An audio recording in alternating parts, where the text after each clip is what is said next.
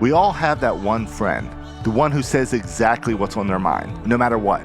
And that's Shital Mars. That's right. Every week, my friends and I dive into whatever's on my mind: sports, politics, pop culture, even my own struggles, you name it. If I'm thinking about it, we're talking about it. Unfiltered, unapologetic, and just a little dangerous. Get ready for the wild ride that is Shital Weapon.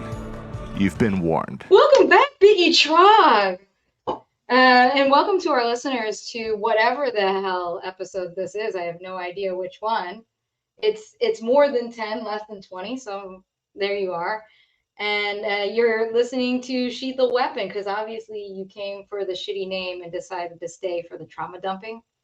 Of course. There's actually no other value to this show than listening to two people just be stressed out. Oh, I agree. I missed the last couple of episodes, so I lost track. I don't know where we are. This could be episode 50 for all I know. But, that's okay. You know what's offensive? I know you didn't listen to them. You missed them, and you did not listen. Shame. Listen, we already have discussed that we can only have one listener at a time, and they keep taking the slot. This is true. Okay. I blame them. It's rude. I promise you, no one is listening today. Good. So you can, well, you're here now. You're going to be here. So, but go back and listen to the other ones, because I had J-Dubs, and you know Jay. Mm-hmm. I had J-Dubs on the show last week, and we talked about making friends. And that was a good episode. I really enjoyed that. I think we talked for 2 hours. We could have gone for 2 hours more. We did turn the mics off because it started turning into Shital Weapon After Dark, and it's not that kind of show. So we stopped it early on that one, and by early I mean after 2 hours, because we could have kept going. I'm gonna have him on the show again, because he's a musician, so that's gonna be really fun. We want to talk music. But we're so happy to have you back. You missed our other episode with the charity Empower Her Too, that I'm on the board of. I'm the chair of. Mm-hmm. And that was a great episode, talking not only about women and girls, which is what the charity focuses on, but on DEI and the state of things with DEI right now. I will say, I have weaned myself off of Amazon and Target and Walmart because I simply just don't need any shit. I just don't need to buy any stuff. And when I think about it, I'm like, do I need to give any of these people my money? And the answer is, I don't need to give anybody my money. I'm just going to keep my own money. I think that's the right thing to do. So I'm seeing that there is a little bit of power on the purchasing side, and it could just be, and I think we think the DEI boycott is working. It could just mean we all broke. That's how I feel. Oh, I'm extra broke. Unfortunately, I still need things. I don't need any things. You should just come to my house and get your things. What things do you need? I don't know. Things like toilet paper. I got toilet paper. I got the good toilet paper. I don't tolerate the one ply. If your house is and I understand brokenness, and I've been broke, and that's why I go to friends' houses and take their toilet paper. When I was broke, I relied on the kindness of others, and because I needed the multi-ply toilet paper. That is the one thing that I must buy, brand name, and will pay the extra money for it. I think one-ply toilet paper outside of a hotel or a public restroom should be unconstitutional. They should be unconstitutional in those places. Because that's when you need it. But I know, here's the thing. The reason why you can't do that is because you can't trust the general population with their toilet paper usage. That makes sense. They're doing a full glove. Oh, yeah. Not realizing that it's not one ply. You put a full glove on, and then you try to flush that shit literally and figuratively, and it's not going down. And now you have to leave the public restroom, That makes sense. knowing makes that sense. you are the problem. Listen, as long as nobody saw me exit that stall, it wasn't me. So if you made it this far, shitty name and shitty conversation. This is the theme today. I love it. Um, That's exactly what we want. by the way, this is not at all what we wanted to talk about today because it's like Women's History Month. And so today I wanted to do female woman myth busting. I might get a little preachy, but that's not unusual. You guys have heard me. I'm preachy. That's just how it is. But I'm trying to keep it light and humorous because I know that we're going to talk about some deep topics as we get deeper into the podcast. And I have like 6 episodes planned, and I'm about to go on vacation. Spring break's around the corner. I'm fucking exhausted. I'm working 12, 16-hour days. And I just wanted to have a little fun. And I know I can talk a lot about being a woman and being a feminist. I'm an unapologetic feminist in that, and I have to feel like I have to define this. I believe that every woman has the right to decide who and what she is and how she will achieve who and what she is. Like that, if you want to stay at home and be a stay-at-home mom, do you, boo? Like, feminism should not, like, I'm not less feminist when I appreciate a stay-at-home mom.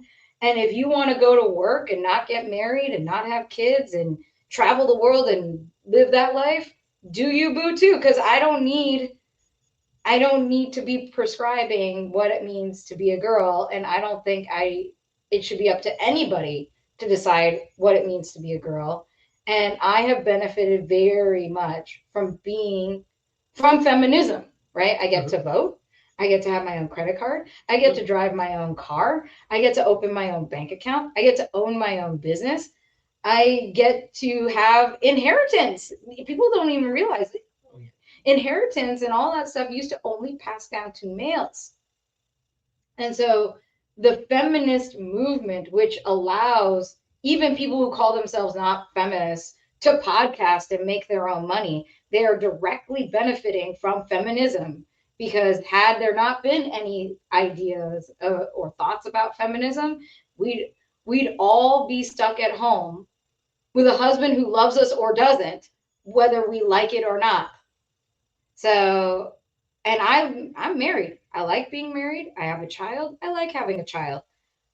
I just don't need to force that on anybody else. And if you like being married, get married. And if you like having children, go have children. It's awesome. I actually like being a girl. As awful as it is, I do enjoy being a girl. Shocking. It is shocking. I don't know if we can handle those hot takes. I mean, I would like to pee standing up one of these days. That sounds awesome. Well, let me say this. I want to get out of a car and not have to open 2 doors to hide myself in an emergency. I feel a little hoodwinked. See, I didn't know about this topic. I thought I was here for the poop jokes. But while we're on the topic, I also want to agree. I don't believe that anyone should define what a woman has to be, what they're supposed to do, how they're supposed to think, or anything. Did you just say who they're supposed to do? No. What they're supposed to do. Maybe I misspelled. I don't know. Shouldn't tell them that part either. We're gonna have to play it back. I'm sure you heard that. Who knows? Maybe I did. I don't know. But I also want to say, because my sister, she said that she's benefited from feminism. But I also want to say I'm currently benefiting from feminism. See, my boss is my sister. And damn right I am. But I wouldn't have any money.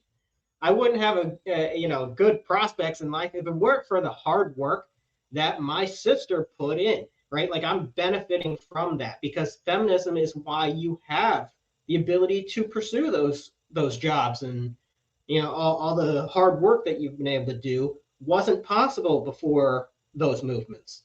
And even the other job that I have that, again, my sister helped me get is a company run by women, and awesome women at that. They really are. They're not listening. I told them not to. But if they did find this, and I'm saying this because I know they're not listening, fantastic group of women. Like, it is the amount of smarts and tenacity and kindness too. Like, it can be very stereotypical that a female boss is kind of bitchy and a bit of an asshole. And bosses generally are assholes. But I have not had the clients that I have, and the one we're talking about, I've not been privy to such a wonderful working experience and feeling so welcome with a group of women that support each other and take care of each other and then go get that money. Like, it's so nice to see the ambition paired with excellent leadership techniques. Like, I'm here for it. And I love working with them, and I love working for them. And I hope they keep me around for as long as they can possibly keep me around, because it's just been a great experience. But by the way, I should promote them. Infinity Infusion Solutions. They're fantastic. They're not paying me to promote them at all. But like, look them up. They're amazing. But you mentioned that idea that female bosses, they have this like reputation, but I haven't experienced that, because I think that if you show a female boss the proper respect, they aren't mean. They aren't. I mean, they're tough, right? But they should be tough. Should be tough, right? That's what I'm saying. Like, they should be tough. I don't see why that would be a problem. I don't know why we have to say because they're tough that means that they're being mean. But we don't say that about male bosses. And honestly, I've had a lot of male bosses who are far more rude and disrespectful. I've had a great time with these awesome women. And yeah, they do go and get that money. It's great. And I'm happy to work for them. And they are just so damn smart. Like, it's nice. And not unusual. It sounds condescending. It's nice. Like, as if I've never met a smart woman before. But I think what's rare is that being around smart women fully in their power and unapologetic. Like, they are who they are. They're authentic. And I have been blessed. And it's so weird because, like, I'm thinking about my history and working with women. Most of my history working with women has been positive. I think about the women that worked with me at Farmco. I think about the women at Switchbox. I think about the women at IIS. I think and even the women at Empower Her too. Like, I am, and I think it's weird to think that I'm lucky to have great experiences with women. I think it might be more the norm than it is, an oddity to have a great working experience with women. Now, that's not being said that I haven't had like weird experiences or ones that are contentious, but I'm thinking about it now. I would bet that was less about them being a woman and more about just two people's dynamics. And that leads me to the myth busting. Like, women aren't bitchy. Like, if you just let them be themselves, then they're more than happy to be great to you, and generally are great to you. Well, I have a question on that. How much of that, though, might be because they're being constantly disrespected? And even as the employee, are we, be it intentional or unintentional, are we like being condescending? Are we being aggressive? Are we being like, I sometimes feel that is an unfair thing to call them, because it might be a response to things that we're doing. I think there might be a response to things that we're doing actively, because I know I can get, give my side eye and go, to people that I know are speaking down to me, Right. because they think that I don't know what I'm doing, or like when I get the honey, the men are talking honey. Like I do generally do that side eye, and I can usually diffuse that with a joke. And as soon as I start talking, they go, "Oh shit." Like, I guess you do know what you're talking about. But I think some of it could be building that thick skin that you have to build when you are working in male dominated fields and being condescended to prior to an environment. So it might not be the person in front of you. It might be, I have to have this affect because this is how I survive in this world. And so even when someone's being nice to me, I can't change. I can't soften. I can't show any bit of what could be perceived as weakness by this person who is nice to me, or the person behind them listening. Maybe they hear weakness in my voice or softness in my voice, and now they think they can get one up on me, even if the person in front of me is not. I have to be very aware of my audience. I have to be aware of how my voice carries in a room or across a hall, and be very aware of the things that I say. So I think, like, I take doctors because that's a very common stereotype amongst female surgeons and doctors. And I didn't say it before when we talked about my issues, and my experiences in healthcare, but I want to state for the record, a Black female surgeon saved my life. Like, do not think for 1 second that a woman in a position of surgery, or a hospitalist, or a CEO is any less capable than a man. And I guarantee, I put my full faith behind this statement. I think my life was saved because she was a Black female surgeon. The fact that she was on call, and the fact that she showed up, and that she's the one that took care of me, I think my outcome was actually better, because I should have died on that table. And I think, if it were a man, would they have delayed? Would they have hemmed and hawed? It was an ectopic pregnancy. That fetus still had a heartbeat when I was bleeding out. Right. So what would have happened? I'm very, very grateful that a exceptionally talented Black female surgeon saved my life. And I am here because of her. And if there's ever a thought process that she didn't belong in that OR, we need to stop that right now. She belonged in that OR, and she took care of me, and I'm here because of her. So I'll just put that out there. But going back to being doctors, the female doctors are often considered bitches. Oh, they're so annoying. Oh, they're so hard. Oh, they're tough. Yeah, because their whole life they've been told, honey, sweetie, baby, you don't belong here. And so they have to develop that affect of, I have to put myself as, I don't take no shit. I don't have room for softness. I don't have room for your feelings, because guess what? I know a lot of male surgeons that behave the exact same way. And go, I don't have time for no shit, and I don't have time for your feelings. It's just off-putting when a woman does it. Like, that's how we feel about it. It's off-putting. But she's not behaving any differently than a man. And there are men who actually are better leaders and softer leaders and more kind and considerate, where for them it's even more off-putting. Like, it's a weird thing, because when you're an alpha male surgeon, God complex surgeon, and you see a woman with the same thing, it's like, hey, I'm better than you. It's like talking to somebody that, like, you don't like that power presented in a woman.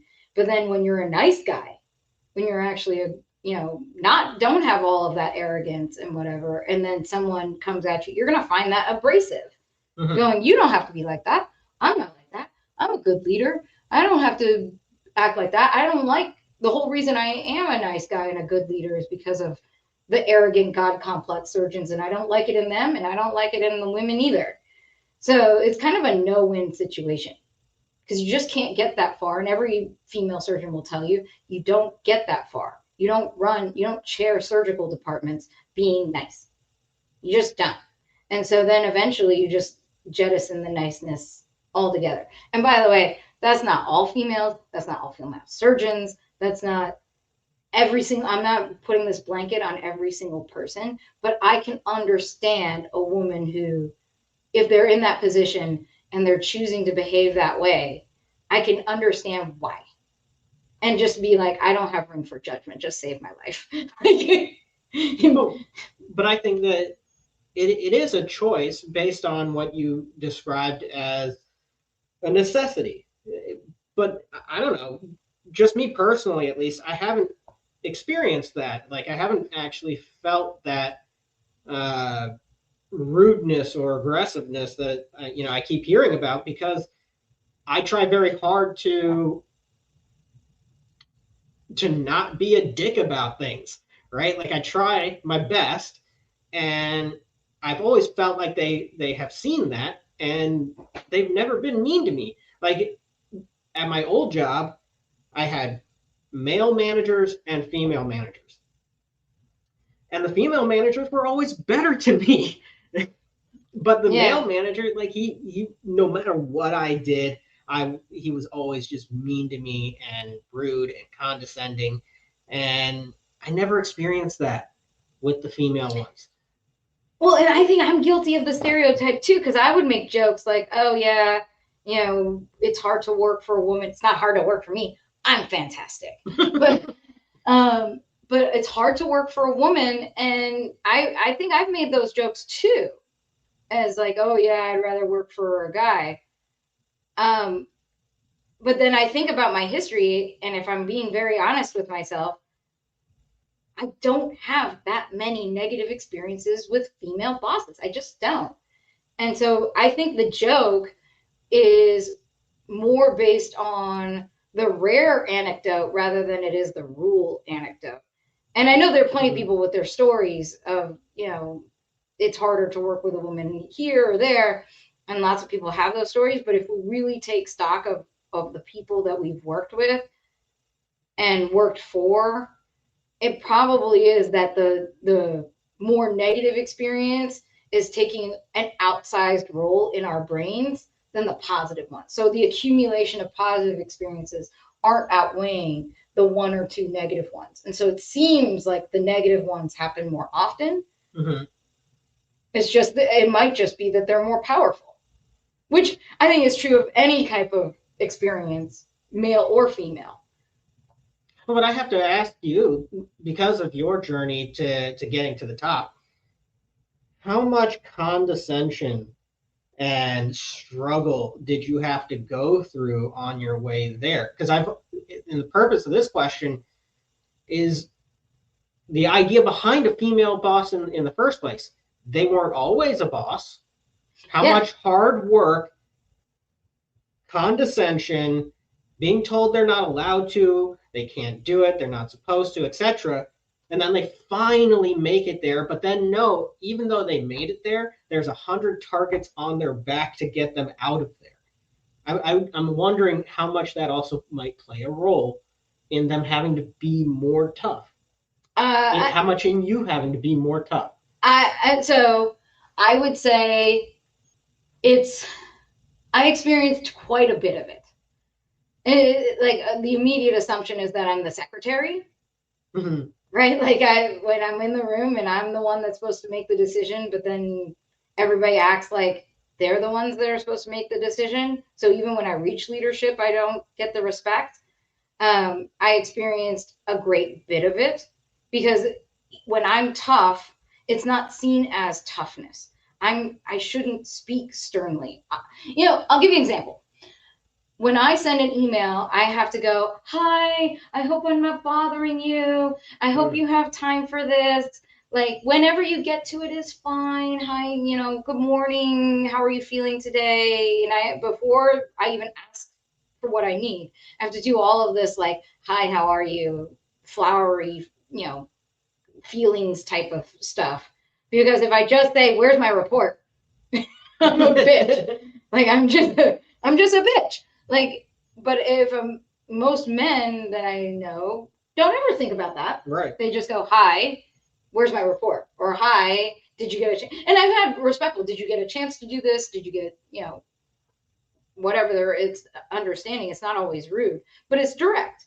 And so directness coming from a girl, coming from a woman, is perceived as negative, is perceived as harsh.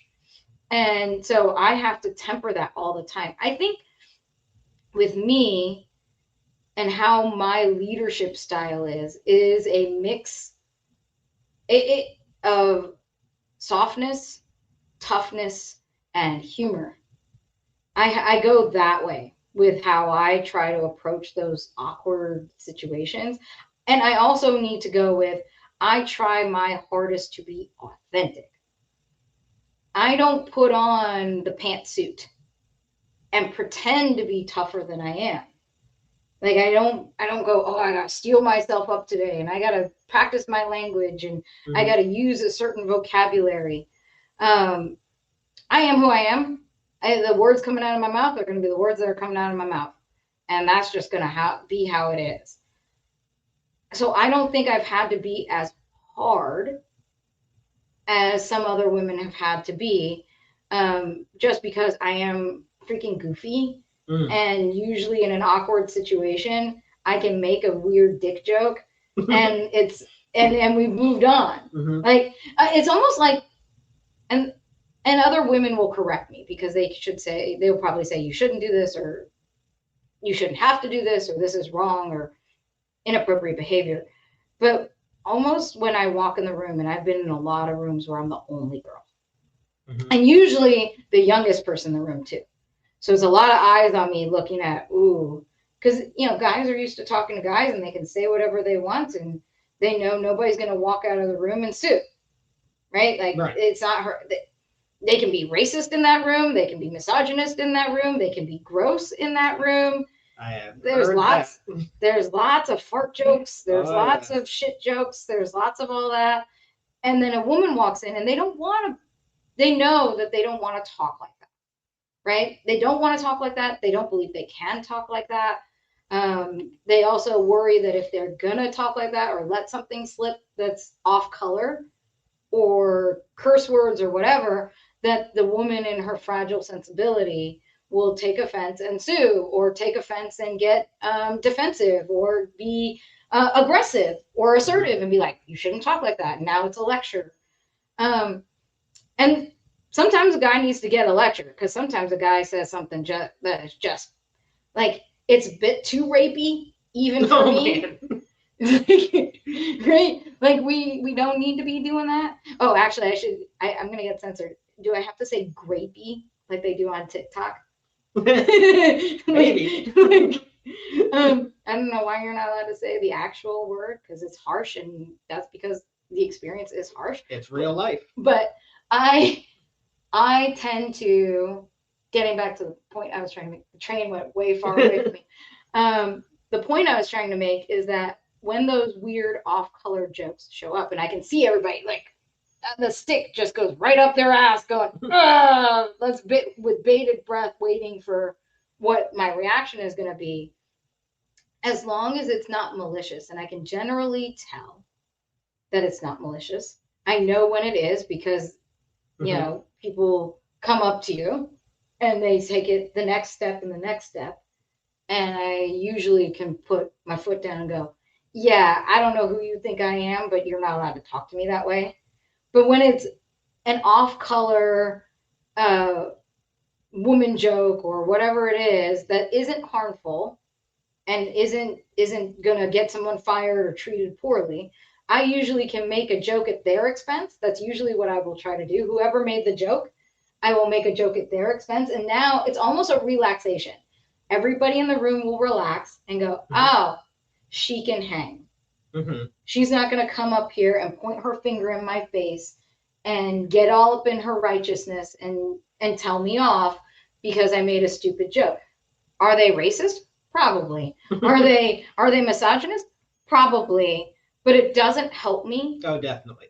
I just don't find it valuable to go and now, lecture them. It just doesn't help me. I'm here for a meeting. I need to solve a problem. We need to get to this. I need this group of people. I don't have the authority to fire everybody in the room. They all generally have the authority to fire me. If they all got together, I'm not in the room anymore. So it just doesn't help me. But I do know when certain jokes are said by certain people, I know who I need to watch out for. I know who I need to watch my back around. And I know who I need to protect other people from. But in those rooms, how often do they actually pursue your opinion on things as opposed to you just having to offer it? I would say, I'm trying to do like a little bit of mental math at the time. I would say almost never am I asked Shital, what do you think? Mm-hmm. That's not true now. I Yeah. would say now I get a lot of Shital, what do you think? Which is so awesome because now I don't have to force my way in. I'm just doing it. I'm being invited to provide my opinion. But I think, especially when I was younger, especially when it was like the early 2000s and especially after the Great Recession, no, I was not asked. I had to when I started getting asked, when it was very clear everyone else didn't know. But Right. I also feel like some of it was exploitive because then there was this weaponized ignorance that started showing up where now they don't need to know. Shital, the human computer, will do it, and she will just make sure they go, Shital, what do you think? And really what Shital, what do you think means is Shital, go do it and leave me alone. You do all the work and we do nothing. I don't know that I'm mad about that though, because I will say that because I think because of that, I got so much experience. So much experience. If you think about it this way, and you delegate tasks and you divvy them up, I won't have experience in the tasks that got delegated to the other people because they gave them all to me. It's like supercharging an AI. I got everything. And because of that, that makes me actually really good at what I do now. So I'm not mad at it, but I can see, especially now at my advanced age, that I'm tired. And I don't want to be exploited anymore. So when that happens, I do have to find ways to delegate, but it doesn't happen as much anymore. Which is great. I've been in rooms like these though, where I'm just kind of on the side watching, what's going on. And usually the woman it's clear she wants to say something. It's obvious. Okay. And every time like her mouth opens, the guy, his voice gets a little bit louder, right? And he starts talking a little bit faster. And then she like, no, but it, and then again, a little bit louder and a little bit faster and a little bit, and by the time she finally gets to say anything, of course it's more aggressive. She had to force it out. She had to basically tell the person to shut up. I have the answer. I feel like that's also part of it, that by the time the woman gets to speak, they're mad. Because when it happens, and now they're emotional and hysterical because because now they're mad and they're like, whoa, where is this coming from? Where's all this anger coming from? But when it happens to me, I get mad too. Yeah. Right? It's normal. But people, they don't notice that they're doing that. But like I've seen it, like it's so many times, like with female friends or whatever, they like 10 attempts to say something. And then they just stop trying for a bit. And then they're fuming really hard. And eventually I just have to say, all right, stop. She has something she wants to say. And if we didn't do that, I do wonder if you would be nicer on that immediate first attempt. I already am. Right. Because when I have the opportunity to speak and it's welcomed and it's timely, and look, I'm not lacking in self-awareness. Let me be very clear. I am talky. I talk way too much. No one can get a word in edgewise. I know that about myself. Mhm. I'm very well aware. That's why I do the podcast. I say it all the time. I do the, people ask me, why do you do the podcast? I do the podcast so I can talk, and not inflict my talking on others. You know, Mhm. this is my safe space to talk over and above everybody else. No one can get a word in edgewise. Why even have a guest on? Like, I don't know what the comments are. I don't read anything. I don't think I have any comments or anything. But I I would can hope not. but I can imagine someone listening to the show goes, God, when will she shut the fuck up? 2 reasons for this. One, that train is moving really fast in my head, and I'm just trying to keep up with it. Mhm. So it's not that I don't want someone to talk. It's that I gotta get the whole thought out. Otherwise, it's gonna escape me. And then you guys have probably heard it on the show where I just go, and I'm trying to catch up to the thought. But it's just a lot of words that come out. And honestly, I said all this and I forgot the question. Would you be nicer if you got to just speak? Yeah, I would be. And that's been my experience, that when you show a lot of respect and when you actually ask what their opinions are on things and how they view it, and they're very nice. I've never actually experienced that kind of rage and whatever towards me, because I'm trying hard not to induce it. This is true. Some of y'all like to poke the bear. Yeah.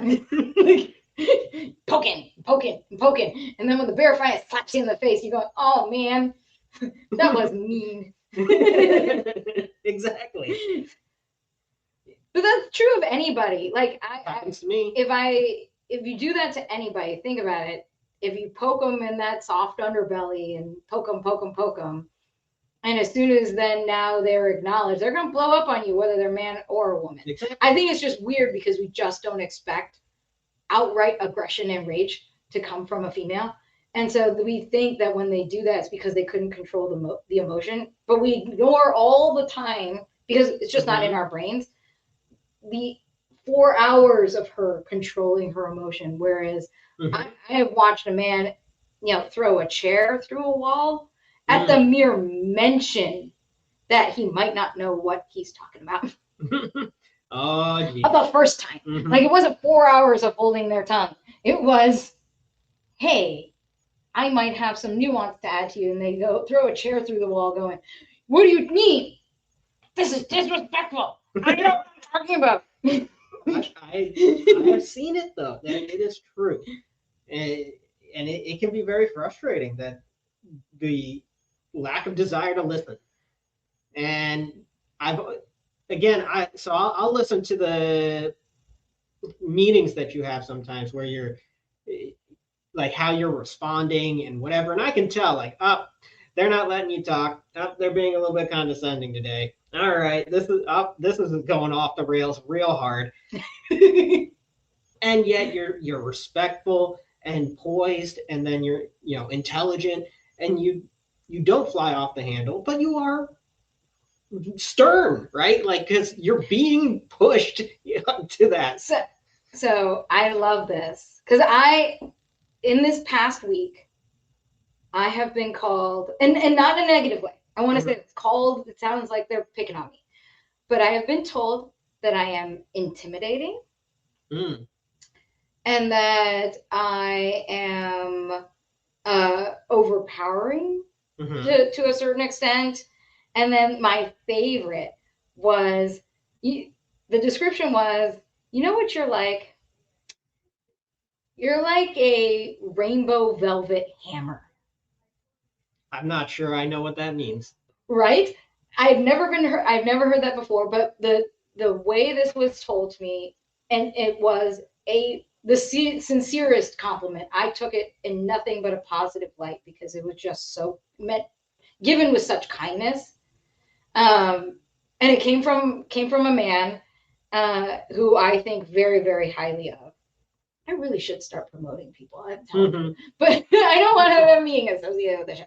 But Right. But it came from a man who I think very, very highly of, and he said, "You are bright and exuberant." And these are not the exact words, but I want to give this definition. And you have this soft approachableness to you, as that rainbow velvet type of thing. And he said, but when something needs to happen, there's the hammer. Like, so it is a hammer that is stern, direct, on target, and present, but it's coated in rainbow velvet. And I was like, that is just, you know, if that was a personality trait on one of those like leadership styles, like if that was one of those like quadrants, I'm gonna happily own that one. I really liked that because that's who I am. I am bright and sunshiny. I like to be bright and sunshiny. I like to be humorous and a little off the wall and a little wild. And you can think when you see a rainbow, it's a little wild. It's a lot of color. It's very stimulating. I like to be soft and approachable. I like to be caring and kind and giving and self-sacrificing. And yes, when I gotta get my money, I need to use the hammer. Like that's I think that's great. When I gotta do what I gotta do, and I need to not tolerate disrespect, I need to protect someone else, I need to get shit done, there's a hammer. And I think every woman has that.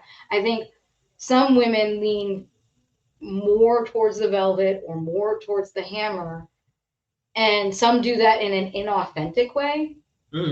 Meaning they feel like the position they're in requires them to be more of one or the other. And that's not their natural personality. They're a healthy mix of both, or it's situational. This is a velvet situation. This is a hammer situation. So I would think that a woman that is fully able to employ the multifacets of their personality and use the right tool in their toolbox for the situation at hand, without having these boundaries around her going, hey, you need to be velvet all the time. Right. Or you need to be hammer all the time, will allow them to be better leaders and allow everybody else to have better experiences with the women that they're interacting with. Like, you could get velvet, you could get hammer, and she should be allowed to be either one at any time, depending upon the situation. And not be judged for it. And not be judged for it. Yes, 100%. You know, like, so sometimes you have to be stern because you're disciplining me or educating me or whatever, right? And I say, yeah, cool, good, right? I'm here to learn. I'm here to grow. I don't go, how dare she, emphasis on the she, say that to me, right? And only a man can say that to me. That's stupid. I don't understand. I should be disciplined or educated in that moment, right? So I'm actually happy that you have that hammer ability, because you know, if you didn't, well, then I might make a mistake that I don't want to make. Right. And I'm glad that you have the care to help me learn and grow before I make that mistake, right? That I like it. I don't know. Maybe that's different. Maybe most wouldn't, but I actually really like when you bring the hammer out. And especially in business, man, it's cool. I'm like, you do it. you say it. I think, and I like, that's what I'm telling you. My experiences with leadership over the last several years, when I've been around men who don't look at me and go, how dare she, right? Like the emphasis on the she. There's a lot more of those leaders now than there used to be. Now, I will say that there is a resurgence, especially in our political climate and all that's going on, for that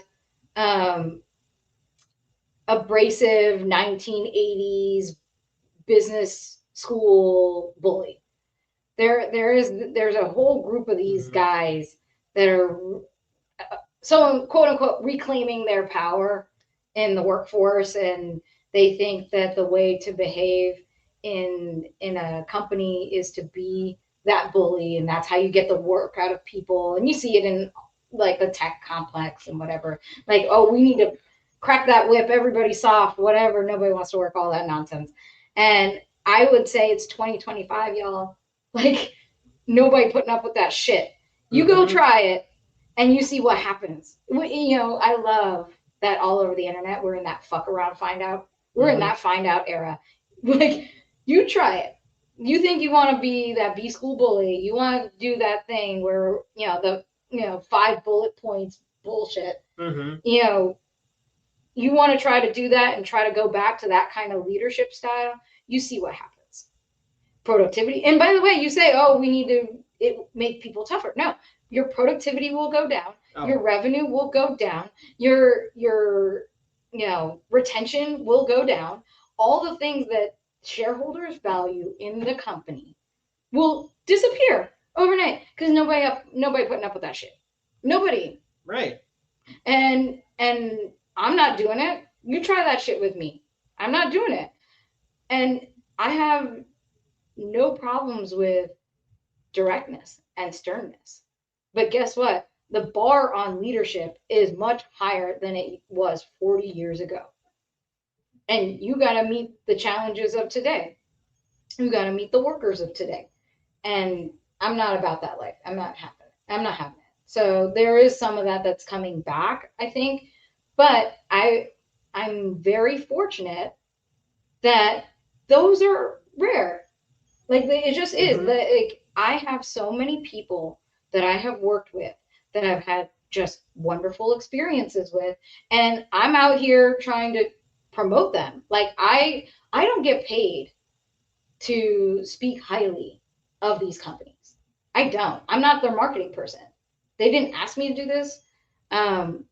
But I would go to the ends of the earth to talk about how great some of these companies are without getting a commission, because they are great. Right. And they do great work, and they're led by great people, male or female. Right. And you know, the ones I'm working with now, I have ones that are predominantly male. Yep. And I have ones that are predominantly female, and both experiences have been great. So promote those people. If you work at a great company, or if you have a great leader, talk about how great they are. Like, we don't spend enough time talking positively about people. When you have a great experience, we should be shouting that from the rooftops. We shouldn't only be shouting when we have a bad one. Like, where are the great CEOs? There are good ones. Right. When, as an employee, you find a CEO or you know, manager or whatever who is really kind and really like pushes you to be better and invest their time and energy into you, I get excited, right? Like, so again, for the company that I'm working for, I'm excited, right? Like, I actually want to put in the extra hours. I want to get the work done faster and better. But when somebody's mean to me, I'm like, you're going to get my C grade work now. Yeah. And you're going to like it because that's all you're going to get. Exactly. And you're not going to know I could have done better either. Yeah. And then they want to fire you, and then you're just like, yeah, good riddance. Or you quit. And in my case, I'm in the you fuck around, I'm going to quit phase. Like, I don't need to. I don't need your money. You need me more than I need you. Right. And I think a lot of people perceive women when they go into the workplace that they need a job, and they're lucky to have a job, and you're doing an act of kindness to hire them. And I wish more women, especially ones that are as talented and smart and great as the ones I know, walk in a room going, bitch, I don't need you. Right. You hire me, don't hire me. It's fine. You want to work with me, don't want to work with me. It's fine by me. You need me more than I need you. And I think that women should adopt that attitude. But it is, I will warn them, it's off-putting, and you will get called a bitch. You just got to deal. I went to a women's conference once. They're like, how do you avoid being called a bitch? And everybody on the panel was giving different ways and methods, like, you know, start your communications with this, do your one-on-ones like this, communicate with your leadership like this. And they got to me and I go, you don't. If you're going to be you and you're going to be as great as you can be, somebody's going to call you a bitch. You don't prevent it. Mm-hmm. It's on them. It's more a reflection on them and their character that they call you that than it is on you. Now, every leader should do self-reflection. Every leader should know if they're being unreasonable. Every leader should know if they're not being supportive of their staff. That's just leadership, male or female.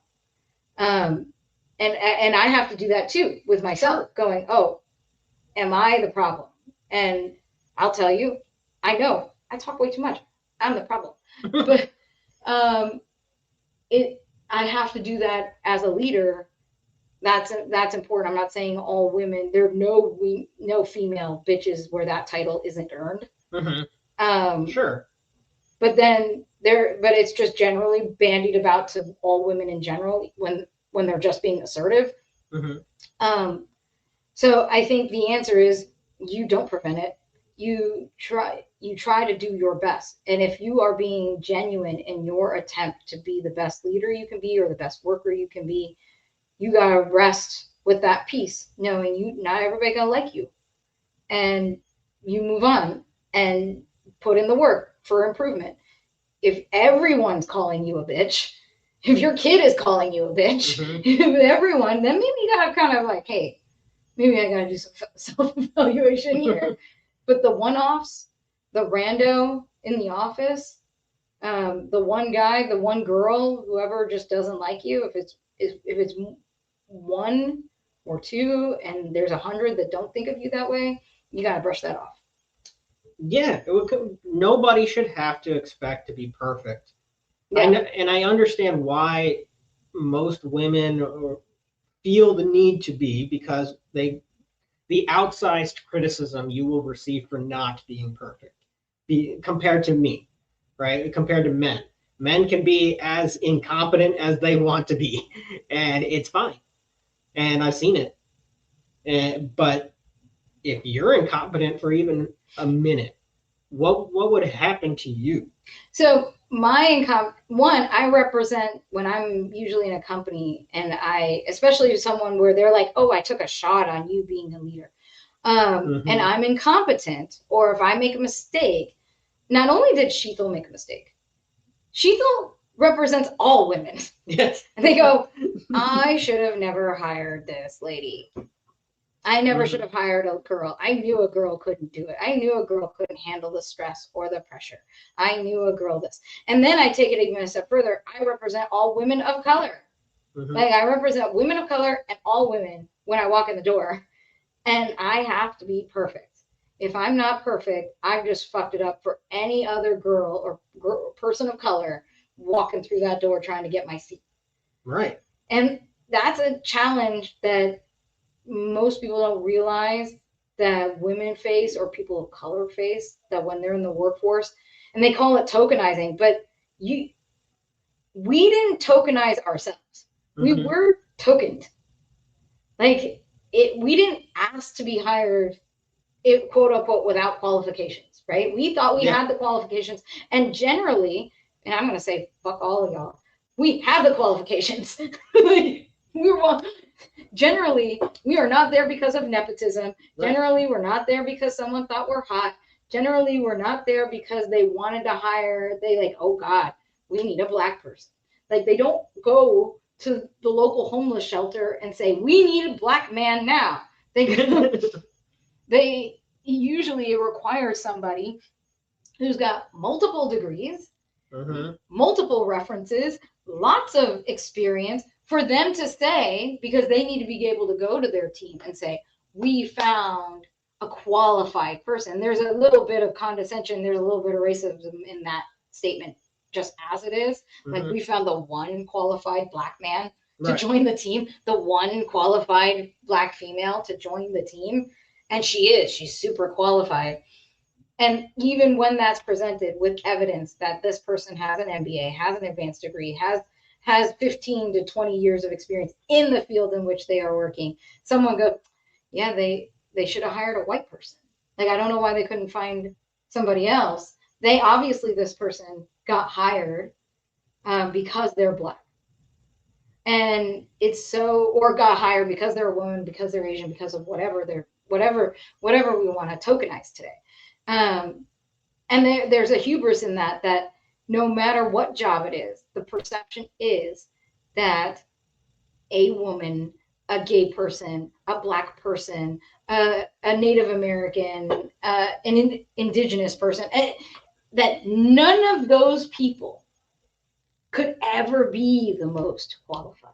If you hired that person, obviously there were 100 more qualified white males that you passed up to hire that person.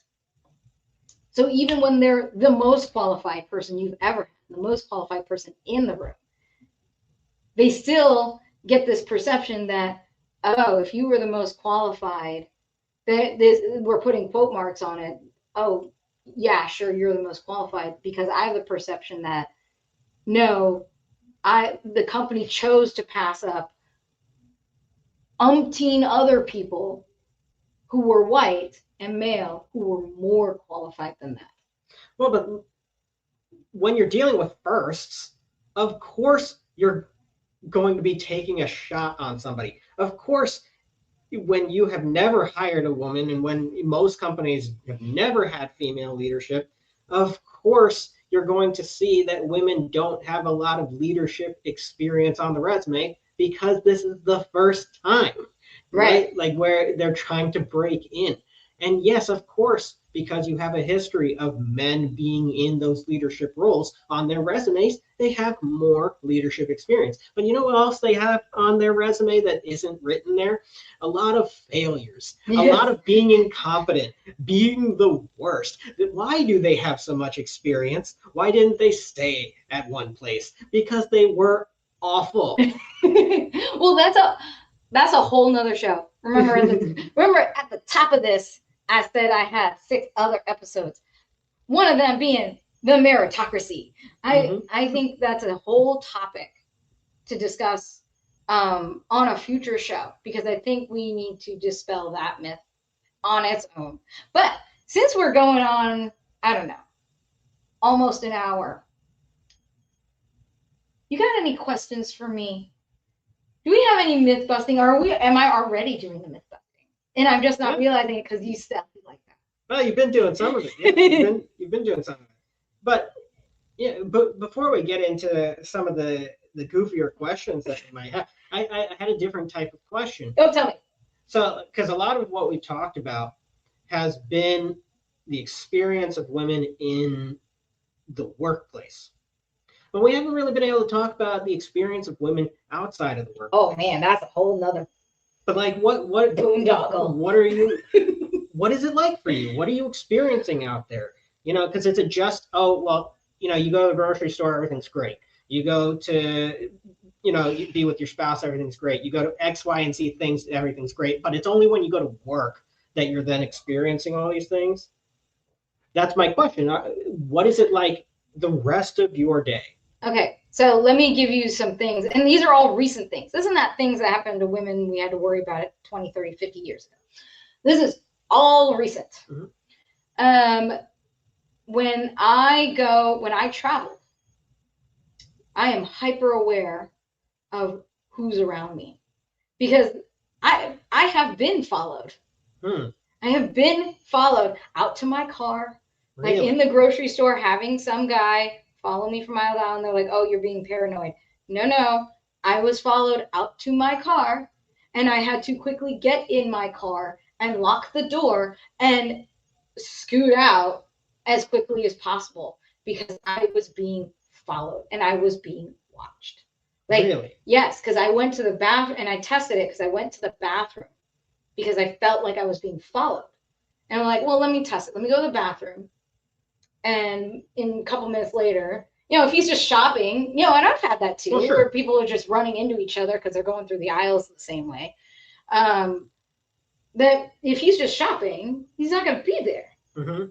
I come out of the bathroom, and you know how the bathrooms are like tucked behind like dairy or whatever. Like, yeah.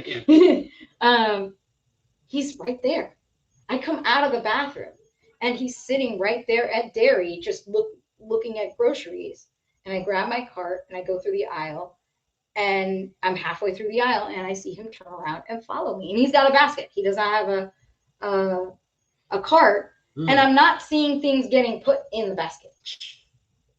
So, and I even came home that day and said, I'm not going to that grocery store anymore because I don't know what's up with that. I'm getting followed. I don't like it.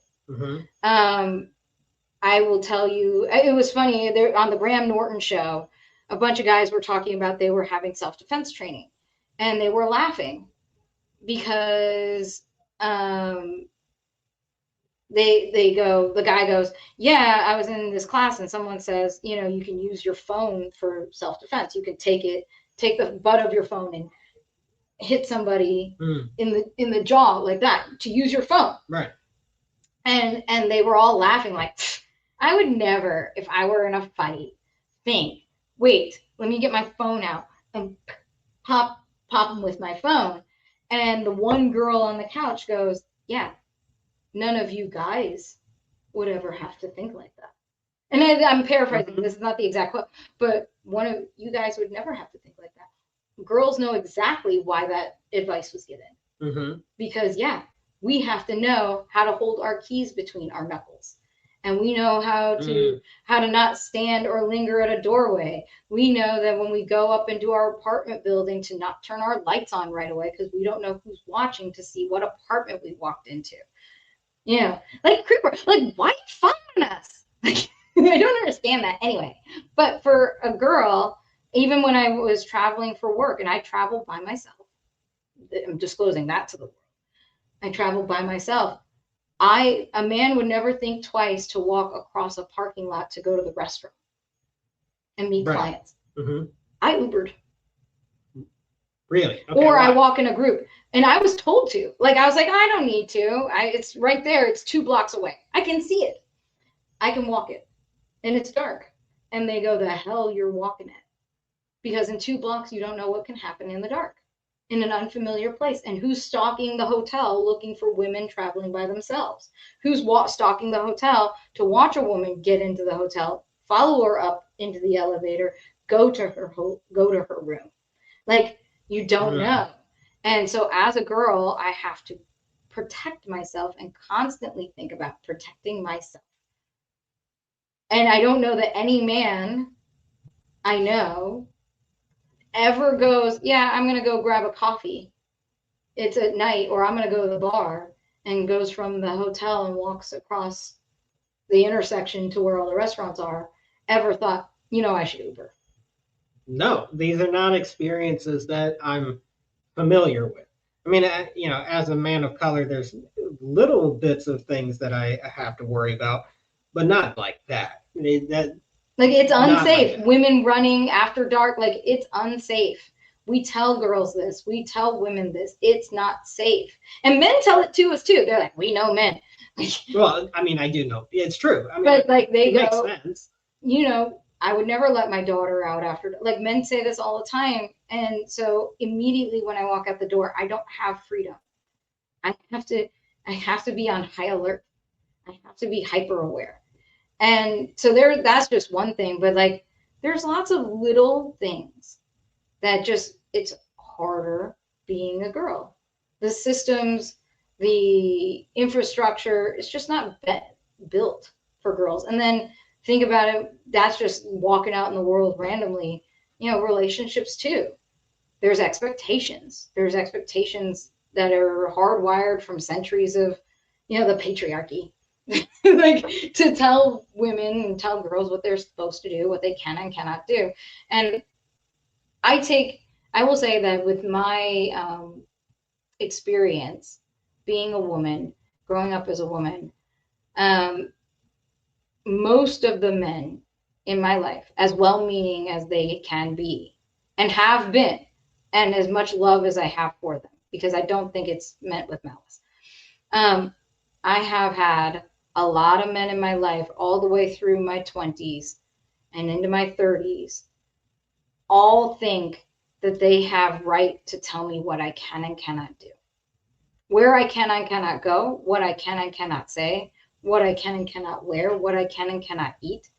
From birth to now, whether it's your father or your brother or your boss or your friend or your boyfriend or your spouse or your son in some cases, like even when they, like in traditional societies, the husband dies and now your son owns you. Mm-hmm. Like, bitch, I raised you. Like, no. Like, no, we're not doing that.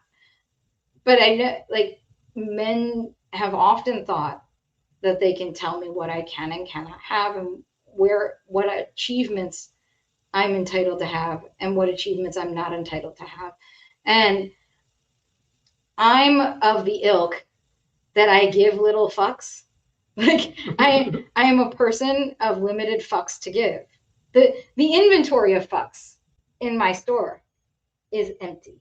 Like, I'm just that kind of girl. And so my brother knows this. It's on back order. It's not. I'm not ordering any more fucks. I have. No. I'm out of stock. Don't come. It's just close. You closed that aisle? I did. I closed the aisle. Like, can I interest you in a sarcastic comment? Well, that's all you got. I've only got some indifference. I've only got some sass. This is what I got. But you know this, growing up with me, how many times, and usually you get those restrictions. You will not, you cannot, you shall not. And how many times did I listen?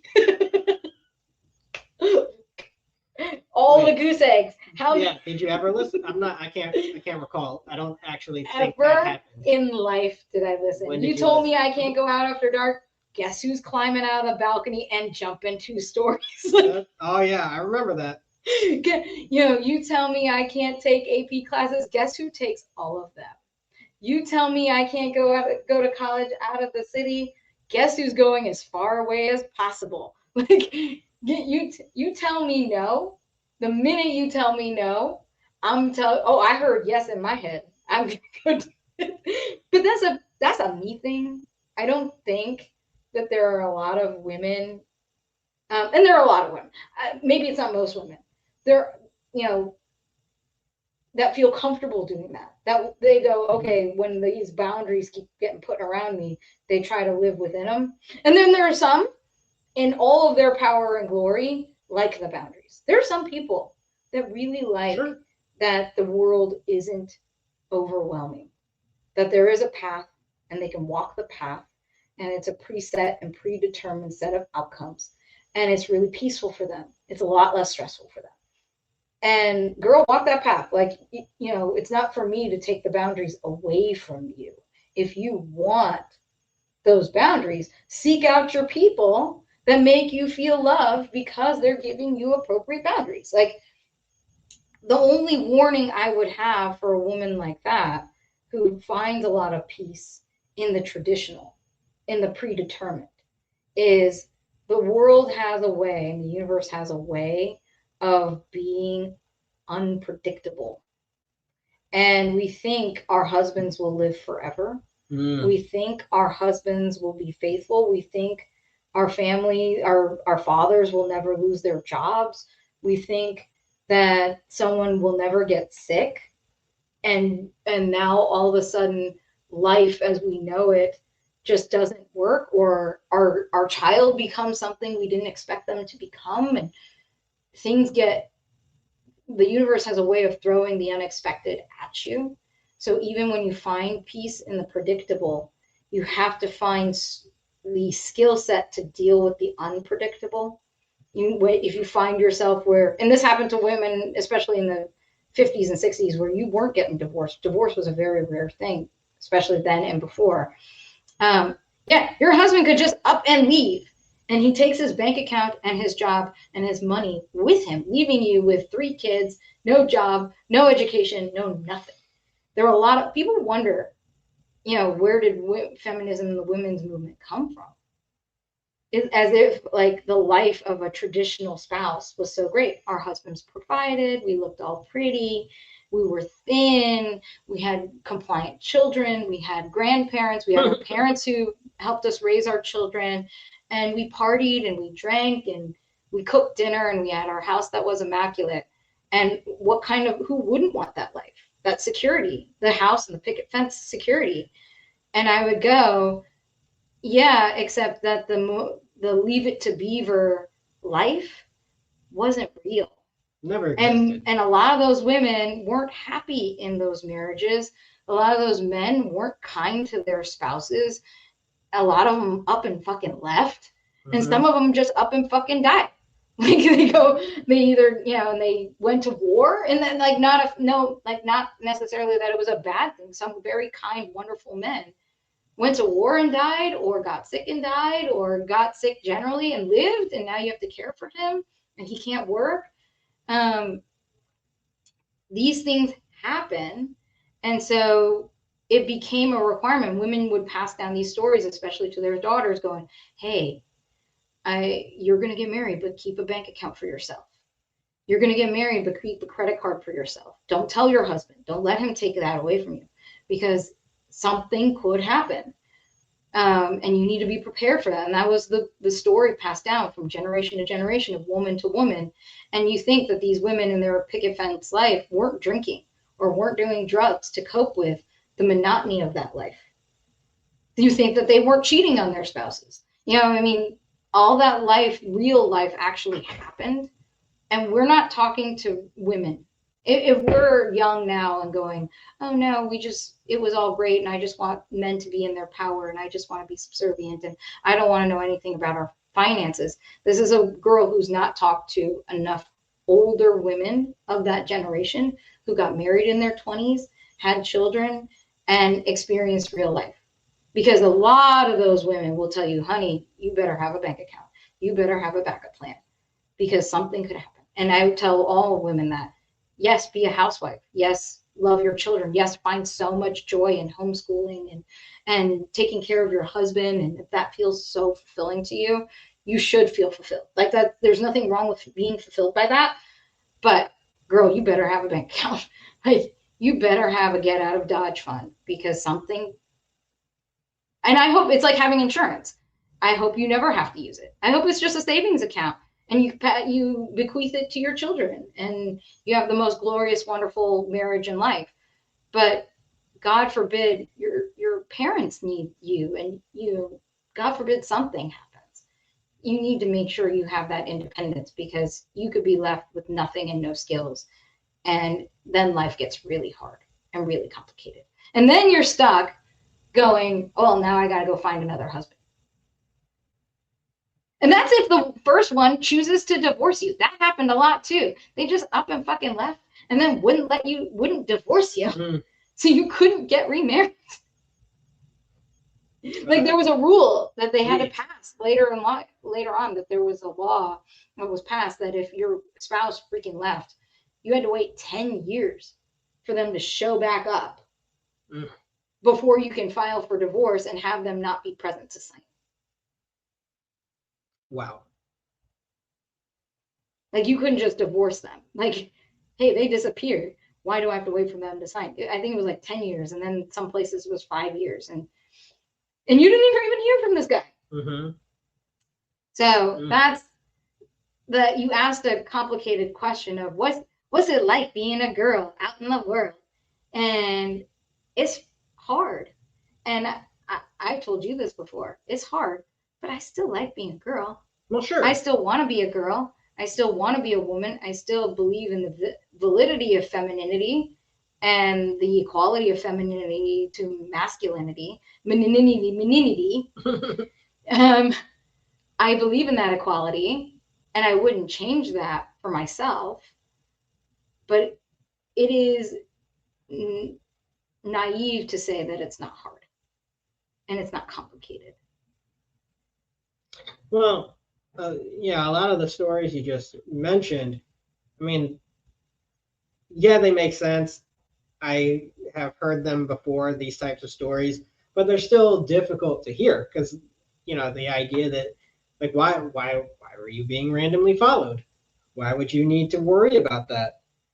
And sure, it's not that all the men are following you, but the fact that there's enough of the men that are following you. Yeah, and that's the thing is that you have to worry about that. Yeah, and I like the sentence of it's not all men. And it's not. I love men. I married a man. I am, straight, straight woman. I genuinely enjoy the company of men, and my best friends are male. I love great men. It's a fantastic experience. And I love the company of women too. And it's a different relationship, the friendships I have with my women friends as opposed to my male friends, but I've always gravitated towards the company of men. That's because I got bro vibes. But this is not to denigrate an entire gender, but the thing I say a lot is it's too many men. Yeah, it's too many. It's too many men. It's not even, I don't even want to know that it's 50% of men or 30%, like how to put a percentage on it.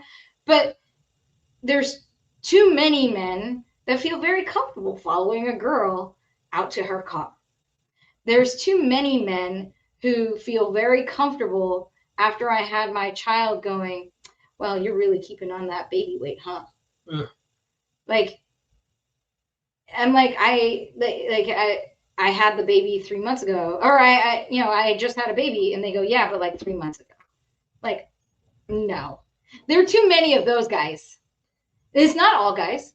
It's not even the guys I hang out with now. No guy I hang out with now would ever say that to me, because they're just awesome guys. They're nice, but there are too many of those guys. And then there are too many of those guys that don't say anything about that know that there are too many rapists and assaults and aggressive wife-beating men.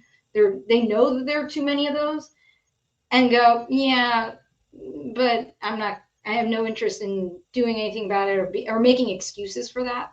Like, you should understand them. Oh, they've been traumatized in their childhood. Oh, they've had this. Oh, we should be nicer to them. If we were just nicer to the cringy, rapey guys, they would be nicer back. Like, there's a bunch of like weird male apologists. And again, I don't even want to put a percentage. I don't know if it's 10%, 50%, 100%. I don't know what the percent is. I don't think it's all men. But I think it's too many of those too that I don't totally like, because when you say something like, hey, yeah, I was followed in the grocery store, and they go, but what were you wearing? And yeah, but what were you wearing? Were you wearing a top like that? Because I can see your clavicle. Like, that's hot. Like, can you blame him? I would follow him. It was a weird thing. Like, I would follow you because I'm really attracted to, seeing armpits, and your armpit is exposed. I don't know. Like, what? All right. Yeah, but then like you think, and then I'm talking to this person who I think is a friend, and I go, you're a follow out to the car kind of guy? Like, and they go, no, I would never, but you can see why a man would. And I go, no, I can't see why a man would. And I love the phrase, because I responded with, what were you wearing? And I love using the State Farm guy, and I go, khakis. And that's what I was wearing. That's great. I was wearing khakis. Like, I could be wearing a mini skirt. That does not give you, or I could be wearing a bikini. It does not give any man the right to walk out and follow me to my car and tap on my window. No, sir. Right. It's very strange. And whatever the percentage is, it's clearly enough of a percent that it's affecting the majority of women. Yeah, they're very prolific. Because you shouldn't have these stories, right? Like, if it was, let's say if there was one guy out of every 1,000 that was doing this, then most women should never experience it. Right? Like that. They should be like, oh, that's strange. I'm so sorry. That's shocking. But most women, when we tell this story, I'm like, yeah. Yeah, that happened to me last Tuesday, That's why I keep mace around my neck. That's why I know how to use my phone to hit a man in the chin. Right. Like, that's why I took self-defense class. Every woman, when we tell that story, go, oh yeah, girl, I don't go to there. Or yeah, I make sure I bring a girlfriend when I go shopping. Or they always tell you tips and tricks because they've all been through it. And the buddy system that has to be there. Yeah. If we think it's just one guy, it's not a lot of guys. Oh, it's just one guy. No, well, then that guy is really, really prolific. Yeah. Oh man. They're like, you saw Steve. I I saw Steve last week. Steve be everywhere. Man, Steve, how are you following all of them simultaneously? Yeah, Steve gets around. That's impressive. And by the way, if it was just one guy, I really want to meet that one guy. Like That's actually skills. impressive. He's got some skills. We need to talk about that. He's got some superpowers, some creepy superpowers. Exactly. Poor Steve. By the way, if your name is Steve, you're not a bad guy. I just came up with Steve because the meme. It's me and you and you and me and our friend Steve. Like, but that concept of apologizing for the behavior, it's weird to me. I don't actually understand it because I've seen it. I've seen it happen to you. I've seen it happen to other women.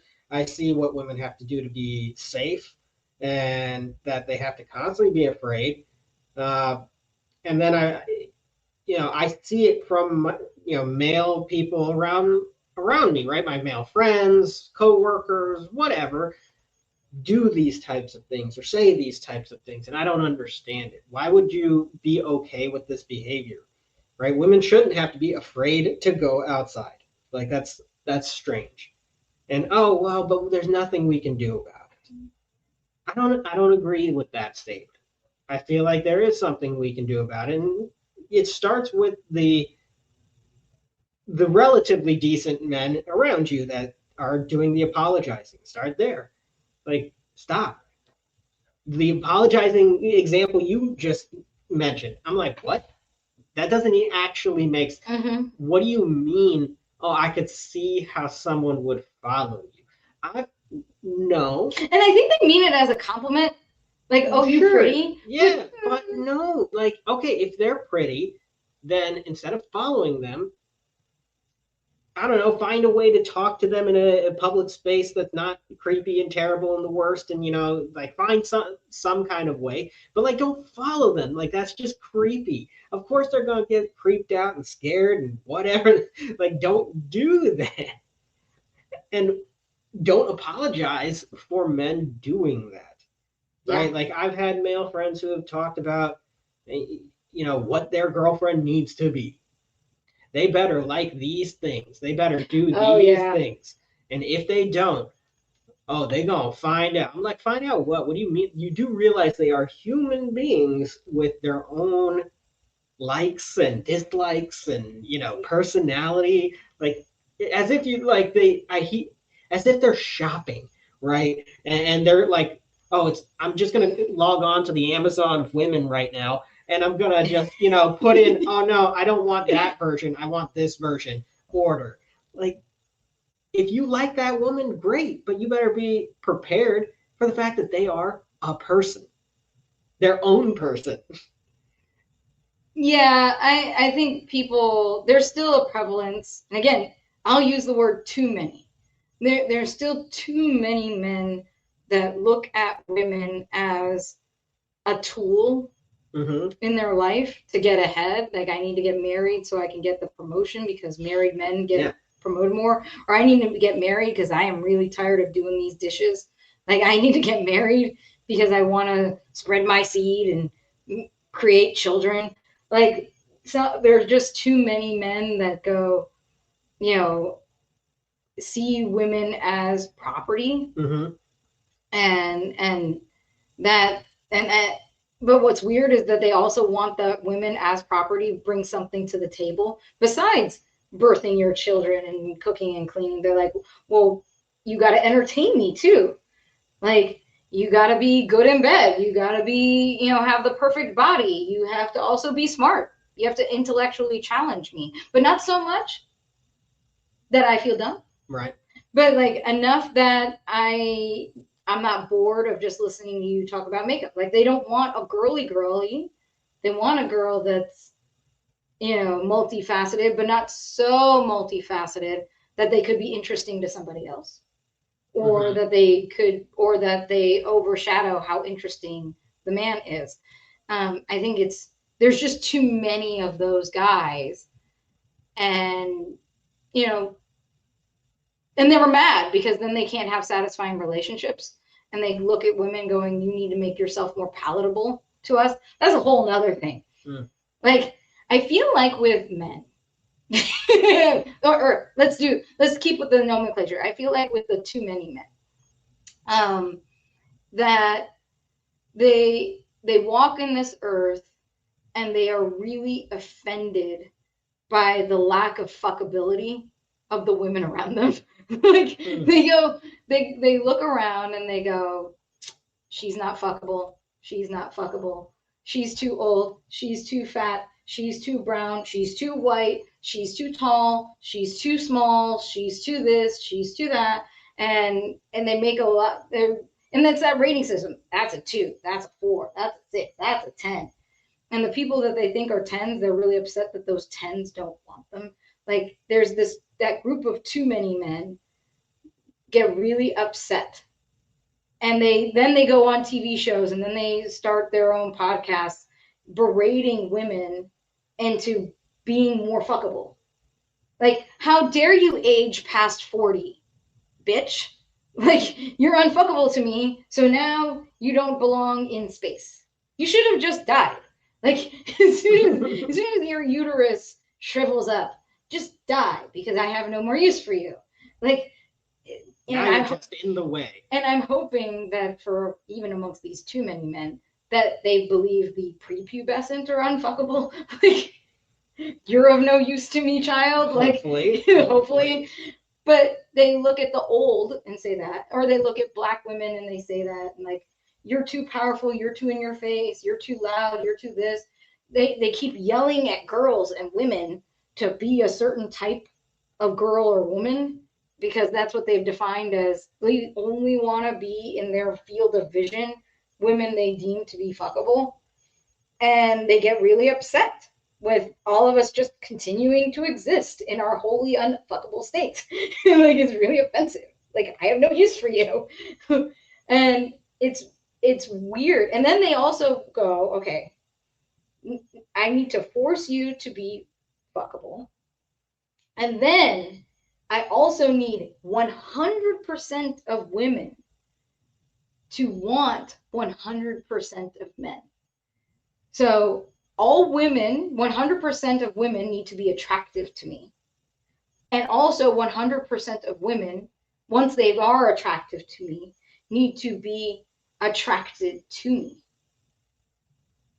I'm really upset when a girl doesn't want me, whether I want them or not. Like, even when you don't want them, they all 100% need to want you. And so the ratio of a man, the bar for a man to be fuckable, like, they really get upset when a woman also goes, you're not fuckable to me. Like, I don't want you. They go, how dare you? You don't have the right to not want me. All women should want me, and you should be wanted by me. Like, you should make yourself the type of woman that I want. And that's a really weird place to be. And then those same guys wonder why the 10s, the ones they say are a 10, or the ones that they actually want, don't want them back. Because they're shocked. They're like, the rule is all women should want me. So once I want you, the magic should just happen. But it doesn't. And they go, how dare you exercise your autonomy and free will and say no to me? And they're like, but I'm a nice guy. Even when I'm a nice guy, you should want me. Well, there are plenty of nice women. You don't want all of them. And so the thing I go through is like, I don't get mad at men for being unattractive to me. Not that they're unattractive globally. There's a woman for everybody that wants a woman. There's a man for everybody that wants a man. And people say there isn't. There is, when two people interact as people. There absolutely is. There's a person for everybody. And there's multiple people for multiple everybody's, multiple somebodies.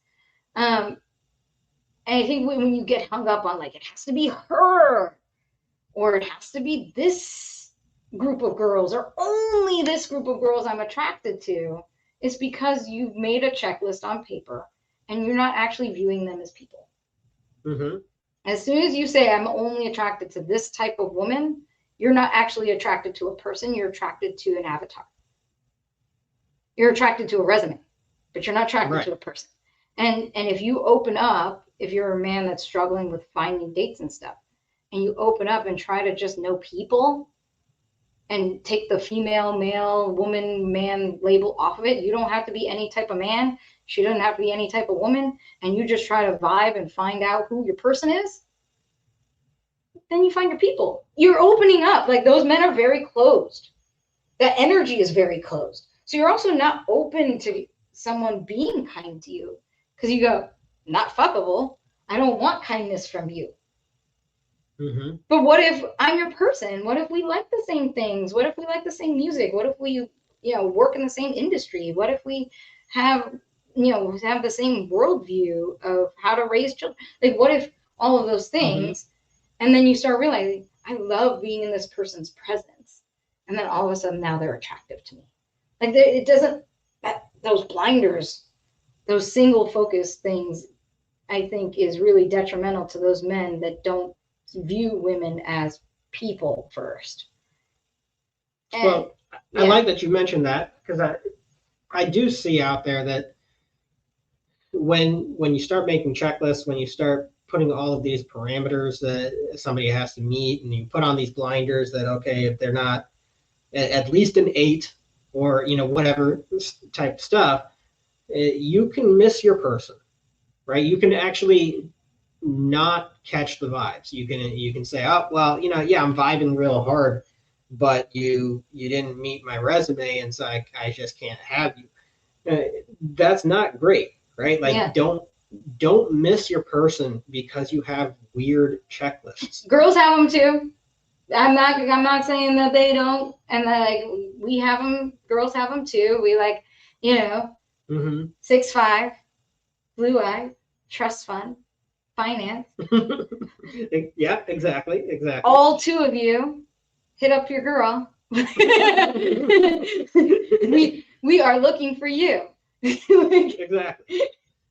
But then how are all these other men, all other 3 billion men, married? Like, they all have girlfriends. They're fine. Yeah, don't put the blinders on. Don't put the checklists. Just vibe. Just, hey, yeah, we're having a great time, and yeah, you will start to catch some feelings, and it's a much better system that way. Yeah. Now, one thing that I do want to mention, you cannot. A lot of women are out there. They're saying, okay, it's hard to talk to men about these things. It's actually scary to talk to men about these things, right? Like, what happens to you when you try to talk about any of these issues to an actual man out there, not on a podcast? Okay. So, and I'm going to speak in generalities, and this goes past the too many men, because I think this happens more often than not. Even amongst the kindest, gentlest, most wonderful of men. I don't know if this is new, and I know I'm hedging and I'm being very evasive, but I don't know if this is new or if this has always been, or if other women have different experiences. But I find that when I try to express the pain I've experienced at the hands of men, whether it's the man in front of me, his hands, or a man just out in the world, right? When I say something and try to tell about my experience, a bad experience, I find that it's like I've insulted the man in front of me. I've castrated him in some way. I've assaulted his masculinity, his manhood, and they get very, very defensive, very, very defensive, to the point of yelling at me for communicating my experience. And I'll give you an example. When I talk about being sexually assaulted by a man, I don't know why I had to say that. Like, it was not a lesbian. Like, it was like, but by a man, I need to specify. More likely than not, yeah. Like, when I talk about that and tell that story, it's like I've accused the person in front of me of raping me. And they're like, not all men. You don't want to get bitter. You don't want to be one of those. You still need to be open to the fact that men are great, and that was just one bad experience. And like that happened to me way too many times. Not, oh my God, I'm so sorry, that must have been traumatic for you. Like how horrible an experience, how scary, how have you coped with that? Are you still dealing with that 20 some odd years later? Are you still experiencing PTSD from it? Like, no, nobody asked me those questions. They go, well, how do you feel about men now?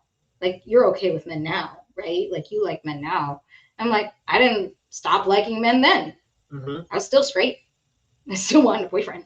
Like, but I feel like there's a weirdness, and I think it's happening with women too, the inability to sit in the pain of someone else, that when someone's telling you a painful story about their life, that pain that you're feeling hearing that story, even when it's not about you, starts making you feel like it's about you because it's painful. And you just want the pain to stop. So you're lashing out now at the person that's telling you the story. Don't tell me the story. How dare you inflict this pain upon me? And they get really upset and angry, and they're angry at the person telling the story. And so it makes a lot of girls feel unsafe to tell their stories. Right.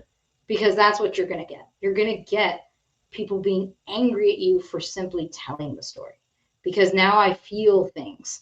And I think there's a weird expectation, topic for another show, that we are entitled to not feel pain.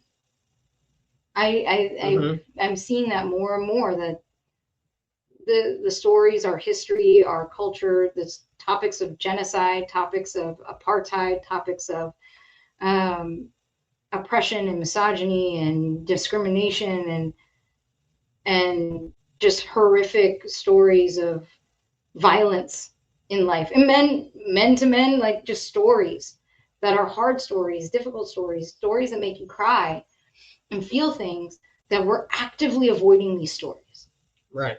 I don't want to hear it. It hurts me in my soul. And when I feel this pain, I don't know what to do with it, because we've had no practice hearing hard stories. We have no practice crying. We have no practice with what life actually is, which is an amalgamation of extraordinary hardship and extraordinary joy. And what it's like for me to, when I tell people about the pain I've experienced, the suffering I've experienced, not just at the hands of men, just suffering in general. Like, man, I stubbed my toe the other day and fuck. Like, just opening my mouth, right? Opening my mouth to tell a story that for me was uncomfortable or negative in some way. I felt sad about something, like even just talking about my dogs dying and crying. Like, okay, but can we move past it? Like, it's hard to tell those stories, and men, too many men, don't take it well. Yeah. So, especially for any men that may listen to this, I want to emphasize that these things are true, right? Like that, it's not just stories that women are saying, oh, but they're blowing them out of proportion. Oh, they're saying, oh, this one time it happened, and they're making it seem like it's every time. It actually is an extremely common thing that's going on. And I can tell you, because it doesn't just happen to women, right? If you're a man and you have a conversation about the women, right? You have a conversation about how you should treat women and like not be, gross or terrible. That aggression will happen to you too, because it's happened to me, right? Like a lot of the things that happened to my sister influenced how I wanted to be, because I was a kid, when these bad things happened to my sister, I was just a kid, and they completely changed me. I was like, how could these things happen to somebody I care about so deeply? And I figured out, exactly why they would happen, right? I'm not stupid. I know how men are. I know how the world is. But then I aspired to not be that way. But it took a lot of time, and I made a lot of mistakes. And one of the worst things that continues to hurt me and haunt me to this day is the mistakes I made with my sister back then. That I said stupid stuff that hurt her, that caused her to deal with her problems in a way that she shouldn't have had to deal with them alone or deal with them that way. I aspired to then be a better man. I tried really hard. And now when I go out and I see other men say these types of things or do these types of things, I try to talk to them. But the problem is they get mad. They get really angry. They get so mad. Right? Like the person, like they get fussy. Yeah. The person that I tried to talk to about, that women are actual living people with feelings got instantly enraged. Instantly. And I mean violently, instantly enraged.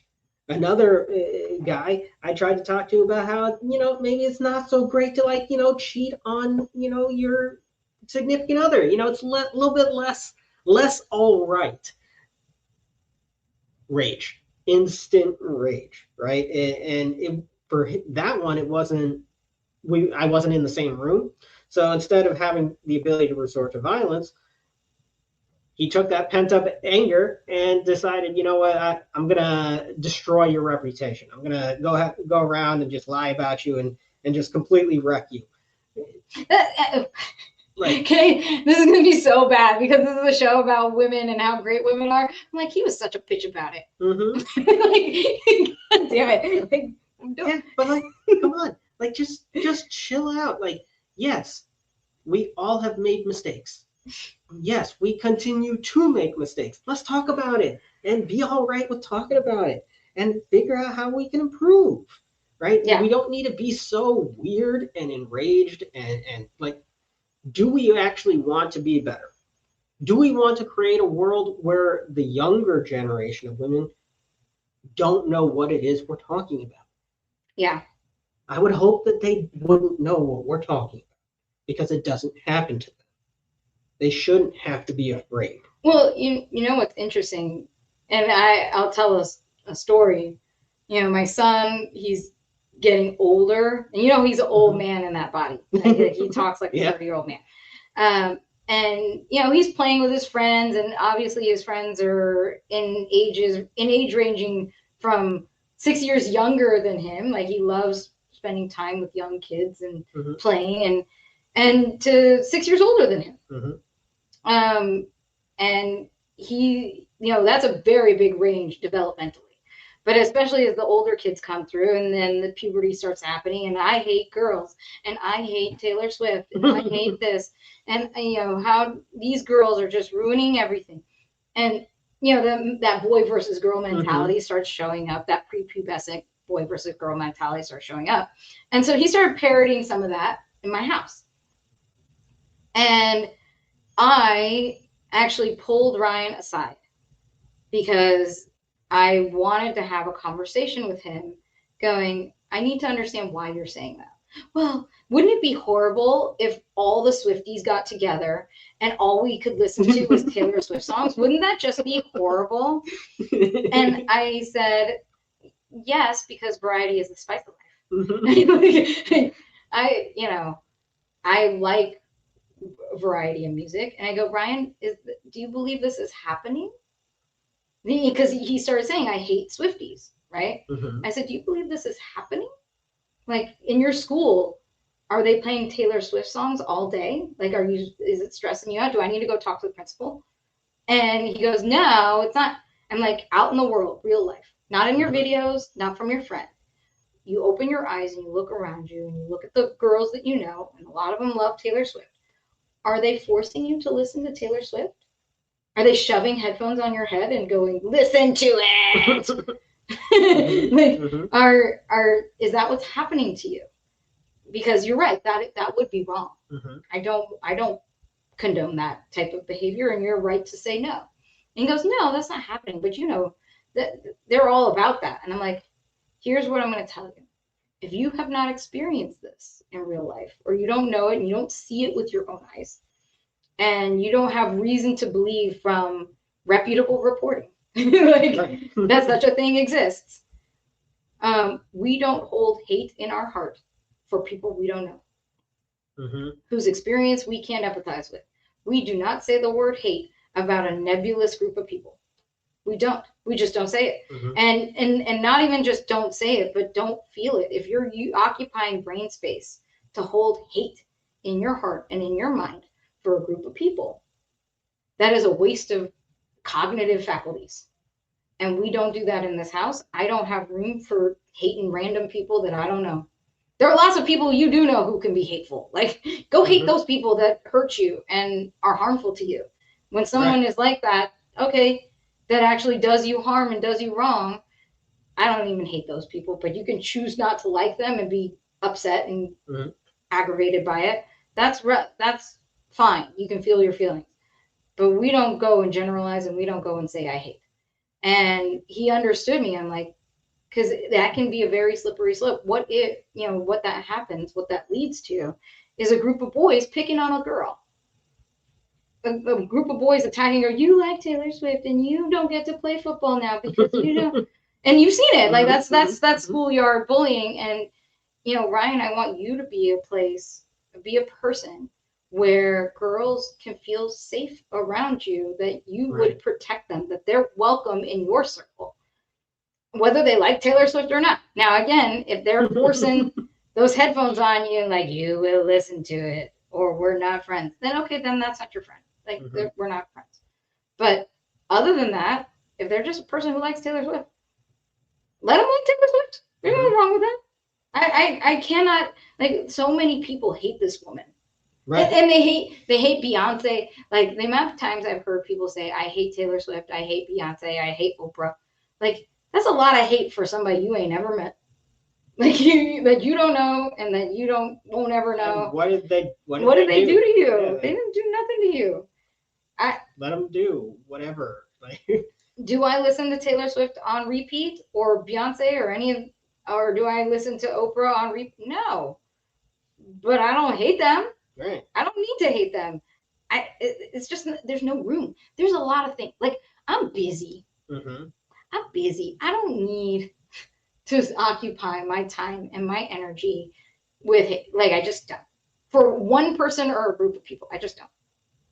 So now let me talk about things I hate. Let's it's time. We're going to go into this. I hope you guys have another 5 hours. We really need to get into this. Like, I hate a lot of things. I do hate a lot of things. I don't hate a lot of people. I actually don't hate. I hate a lot of things. I hate falling into a toilet at night when I gotta pee. I hate that. That's so annoying. Put the toilet seat down. And I live in a household that is majority men.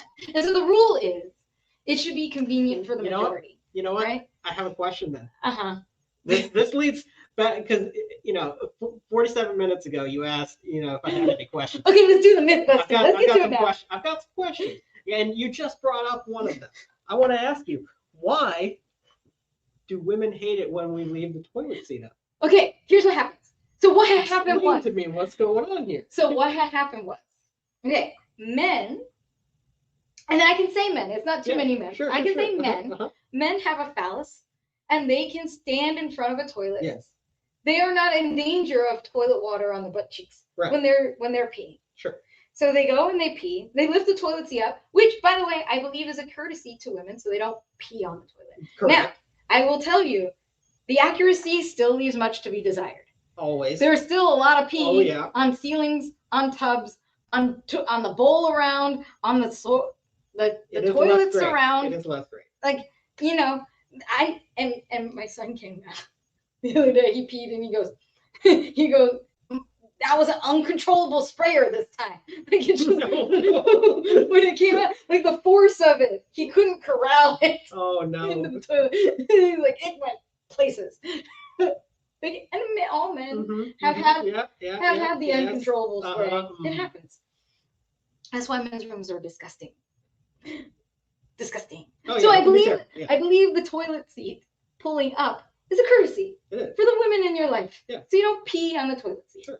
And so that when I sit on the toilet seat, I'm not sitting on man urine. I get it.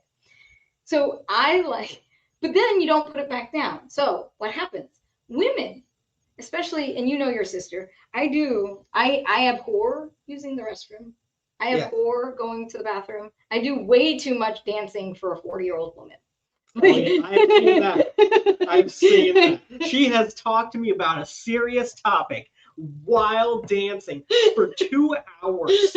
And I'm sitting there going, I know I'm supposed to take very seriously what it is you're trying to say right now, but I cannot do that.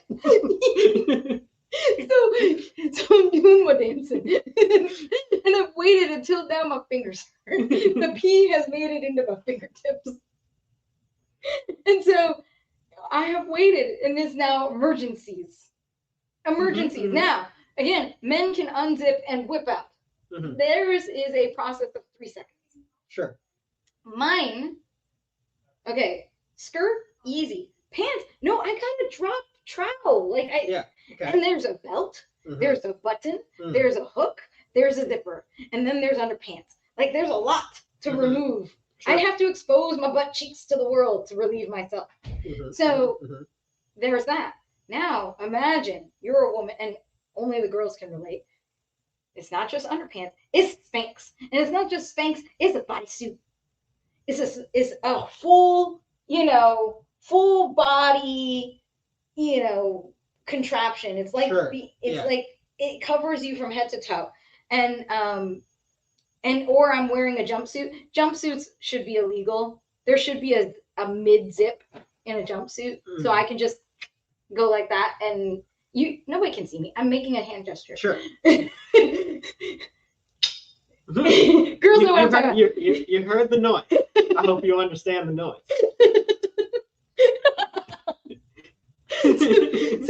But I now have to be fully nude. And these jumpsuits, they don't come with zippers, or there are zippers in the back that I can't reach by myself. I gotta do the thing. Yeah, that's or lots of fucking buttons. What the fuck is that with all the fucking buttons? Like I gotta unbutton. And people wear the cute pants with lots of buttons. So now it's a 6-minute thing. Of course, now as you approach the toilet, the urgency escalates exponentially. This is a lot of talking for prefacing, but I need you to live in my shoes here. So now I get there. It is an emergency. I have fully disrobed to relieve myself, and the goddamn toilet seat is up, and I have popped myself down, and I am in toilet water. But that goes to the question: why don't women just put it down? Like because we're just not thinking about it. Like it's an emergency. Our brain space is just hold it, hold it, hold it, hold it, hold it, hold it. And the assumption is that the toilet seat should always just be ready. And I think guys are used to having to lift it up. But you, and I would say, you men don't universally lift the toilet seat up. I'm just saying. Well, yeah, that is its own problem, especially in male restrooms, like in public places. Because you ain't touching it. But at the same time, heaven forbid you need to go number 2. But again, yes. The same applies to a girl. Heaven forbid you need to go number 2. But no matter what, a woman has to put her bottom on the seat. Men, 90% of your daily bathroom usage, unless you got problems, you need to eat more fiber. But once you got problems, is facing the toilet bowl so you can see it. Right. But when I'm on the toilet, I'm facing away from the toilet. So when I'm in the stall, I'm actually not looking at the toilet. Why would I look at it? I'm facing the stall door. I'm facing the stall door. I'm preparing myself to sit. I'm not doing a frontal squat. So, okay. So, because the idea has been because as a man, we're facing the toilet. So you see it. Oh, okay. See, this is excellent information. So I would say, I had no idea. Do your girl a solid and put the toilet seat down as long as it's clean. I had no idea. Yeah. Okay, but now, funny thing is, this leads to my second question. Based on how you approached this first question, why do women talk so much when describing a problem or talking about their day. Like, what you went through an entire backstory. You're like, here's 6 minutes of I'm going to describe my experience. All because I want at the end goal, you wanted just to hear, we don't look at the toilet. Right. But you're like, no, you're gonna live it. You're gonna feel it. Why? Why is that a thing? Okay. and I should preface this is not all women. Right. Not all women are verbose. I have ADHD. Mm-hmm. I am loquacious. Mm-hmm. So I'm of the ilk to be very talky. But you asked me questions. Okay, so why do we talk so much?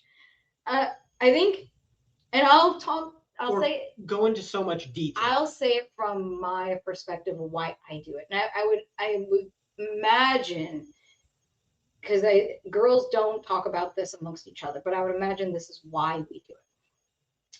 Women form emotional bonds with other women. We connect. Imagine a bunch of strings connecting two people. Mm-hmm. It is emotional. We hug a lot more. We're more physically connected to one another. We're more intellectually connected to one another. We're more practically connected. The whole, I need to borrow some sugar. Do you have a banana? What? Like, we connect our life forces to each other to form healthy bonds. Okay. And that is the nature of female relationships. And that's how we build support systems. And for us, and this goes back to my point earlier of living in another person's pain. Mm-hmm. We also live in each other's joy. We live in everything. So when we communicate with each other, the person we're talking to has to experience it as if they're living it themselves. When they go, details, please. Mm-hmm. Like when guys go, how was the day? Great, we banged. And they're like, and that's as much. Okay. And that's bonding. By the way, that is an intimate bond I've seen that bond between two men. Yeah. They've told each other exactly what they needed to know. They relate to each other on exactly the level they want to relate to each other on. Whereas a girl goes, so where did he take you? What were you wearing? Did you shave? What was your work life like that week? What mood were you in? How stressed were you? And so when we're telling a story, we go, okay, so it started when I was a poor Black child. Like it started when I was born. I need you to understand all of the history of trigger factors that will influence why I wore the red skirt on the date. Because then I can tell whether, if having walked all of those steps the way I walked it, would you have done the same thing? Would you have felt the same thing? Do you understand the depth of emotion or the experience that's ingrained in my brain? Do you understand? And I feel like if I don't give you the whole story, you just don't understand it because you didn't live it. Right. And so when we get together with other girls, especially, we're helping our female friends live it with us. And then at the end, we discuss. And they would say, I wouldn't have done that. And I can now respect that I wouldn't have done that because you got all the variables. You lived it the way I lived it. You understood the triggers the way I had the triggers. You understood the food I ate, the why I'm going out on the date, the why I said yes to somebody I'm not that attracted to. Like, you understood all of that and still wouldn't have done the same thing. And then I can go, okay, why? And they said, well, I would have done this differently or that differently. Or, yeah, I see everything the way you saw it. I'm validating your feelings. And they always, and women typically do validate each other's feelings, even when they disagree. Okay. And say, I see why you did everything you did. I see why that experience impacted you. I see why you're telling this story. And then they would go, here's what I would do differently. Here's what I would do better. Here's why that didn't work out. And they give you the alternative perspectives. And I just have so much more respect for that because now they've lived it just as if just as with me. They lived it with me. They experienced the pain, the joy, the trauma, the happiness, the humor, the confusion, all along the way of this story. And it's like reading a book. You say it's wordy, but if I give you the Cliff's Notes of the book, do you internalize the book? Can we have a healthy discussion about the book?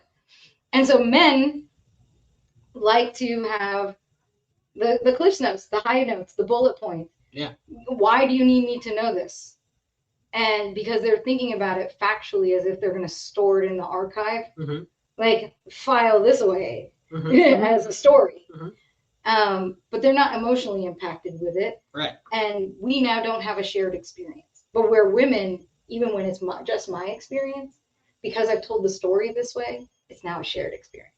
Okay, so then I have a follow-up. So here, my follow-up then goes to, then why do women get mad when men offer solutions to the problem you spent 10 minutes describing? Okay. I love this question because I just had this one. Women are emotional and they like to talk about emotions, and men like to solve problems. I'm going to say this right here, right now. Women solve problems all goddamn day. We do. We solve problems. We are decisive. We solve them all the time. We are not communicating with you because we need you to solve the problem. Okay. It is like, again, telling you the whole story. And for me, when I'm telling the whole story, it's bouncing. One, it's seeing reactions, body language, eye contact, what peaks up, what perks up, what interests you. But it's also gauging, have I factored in all of the factors of this decision? What usually happens when a man is offering solutions, one, they didn't hear any of the shit I just said. They didn't listen to the 10 minutes. They didn't feel it, because I can tell. I'm looking at you. You didn't feel my feelings with me. You took all of the things I said, discarded 60% of the variables that I think are important, focused in on 2 or 3 and said, this is what you should do. And I immediately go, and most of the time when I get that, and someone's offering me these solutions, I have already resoundingly rejected those solutions. Most of the time. Not all the time, because there are times where I'm genuinely looking for solutions and I didn't think of something. But if I could only factor in 40% of the solutions and come to a peaceful outcome, I would have done that. Damn it. I don't need you. But the reason I'm talking all of this through is this is not a one variable, one equation problem. This is a 16 equation, 300 variable problem. And I've now listed out 200 of those variables, and I need to know, did I miss 100 variables or did I capture them all? Like, I would rather my husband go in 2 ways, to take that conversation in 2 directions. One, listen to what I'm saying and say, okay, I see why does this matter? Even be inquisitive if you don't know. Why does this matter to you?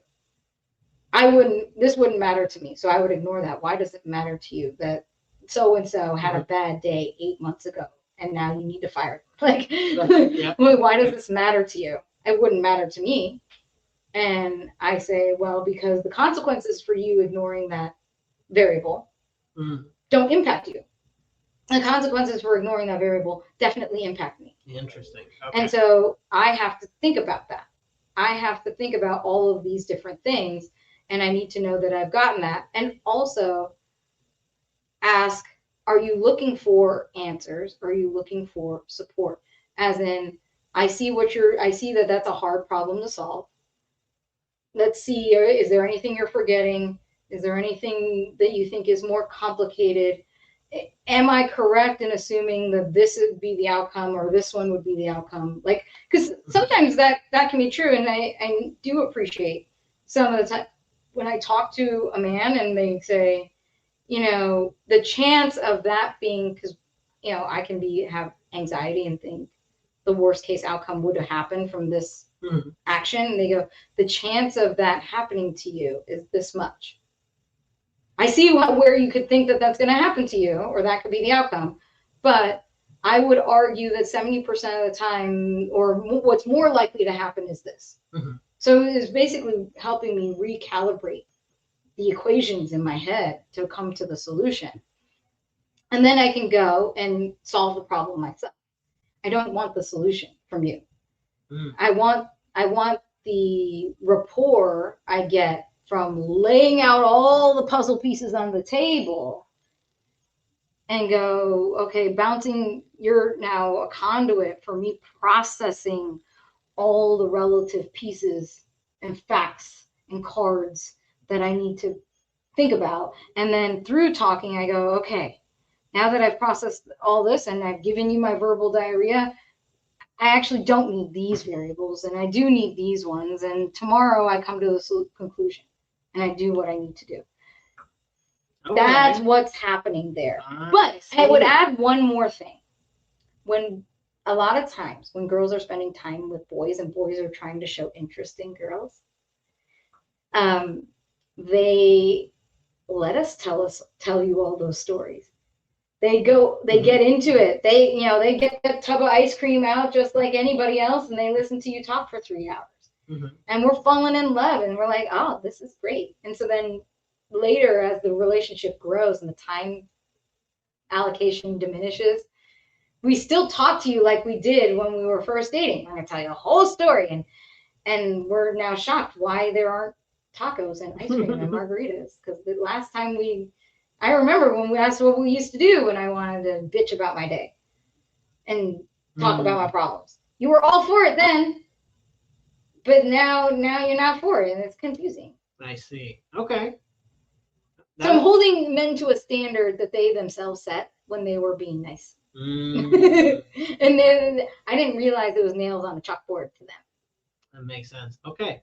There's a lot of words coming out. Very informative. Okay, now I have one more question. But I want to preface this one that it may be a little triggering. Ooh. Okay. But because we've talked about, some of the topics we have, why do women get mad when I put the toilet paper on top of the roll instead of in the roll? You fucker! That's what I'm gonna tell you. Honestly, and I talked to J Dubs about this last week. I'm like, and he's like, I can't relate to you, bitch. I put my toilet paper away. I'm like, okay. Here's why I get mad. Here's why I get mad, and I don't want to speak for all women, but I think this is the general rage is there. I've seen it. Okay, I have a couple of rules in my house. That trash goes in the trash can, dishes go in the sink or in the dishwasher. If you're gonna start the load, more power to you, but at least bring these dirty plates to the area in which they are supposed to be clean, and then put the toilet paper on the toilet roll. And what does that mean? People don't understand what I mean. You know the little thing with the little spring, and you're hitting the little guy, and you're trying to make toilet paper come off when the holder. Put goddamn toilet paper on the goddamn holder. Here's what happens in my house. The trash goes to the precipice of the counter. So I have one of those trash cans that's in a drawer. And you pull out the drawer and you put the trash in the trash can. Where does the trash go? On the countertop above the drawer where the trash can is. Right. So follow-up, is it okay for me to put the dishes on top of the dishwasher because they're in the vicinity of the No, I don't understand this. You literally got up and brought it to within millimeters of the trash can. And you couldn't just open and then it's the adjacent. Dishes and the dishes in my house always end up right next to the sink. Yeah. With trash on it. So it's like trash, sink, dishwasher. They're within a human arm's reach of each other. You can literally stand center and have your hands touch both. And it gets brought to right, like even like a sliver of plate is hanging over the sink. Like it just, why? And then toilet paper is out. The toilet paper is out. I'm not the reason the toilet paper is out. You know why? Because I'm the one discovering it. I'm the one discovering that this is cardboard now. And I have to scream going, toilet paper. And I'm the one that puts all the toilet paper in all the bathrooms and makes it easy. You don't have to go to the garage or pantry to get the toilet paper. There's reserved toilet paper in every bathroom. Reserved. So you see that it's empty. What happens in my house is that the toilet paper comes off of the reserve area in the bathroom and gets laid on the toilet paper holder. Yeah. You just put it on top. Mm-hmm. You don't, and I have one of those where I don't even have the spring where you have to kind of push it in to take it out of the holder. I have one where it lifts up. So it's even easier to put the toilet paper on it.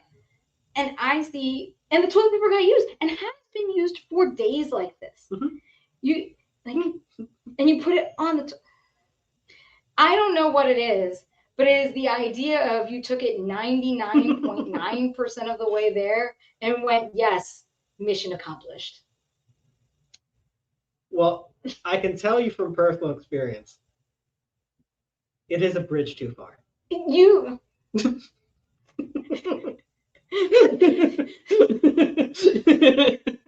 why?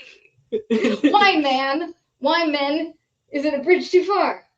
What is the thought process when you get there? When I shall just place it here. Accomplished. You're assuming there's a thought process. It's really just a feeling of I don't wanna. It's so unfortunate.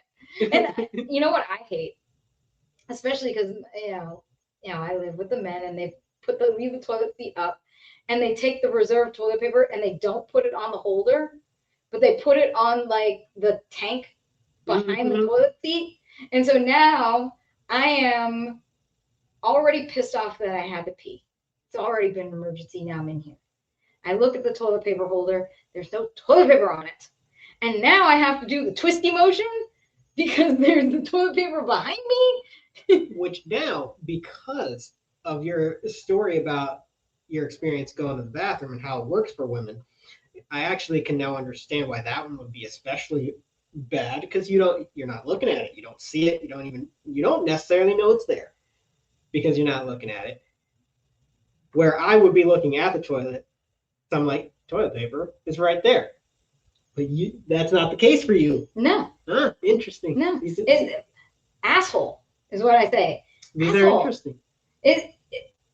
For girls, and especially ones that have a home. Once you have a home, that is your nest. That is your sanctuary. And I'm not a naturally clean person. I'm a tornado. So I'm messy generally. But nothing irks me than purposefully not completing a task. Like, oh my God.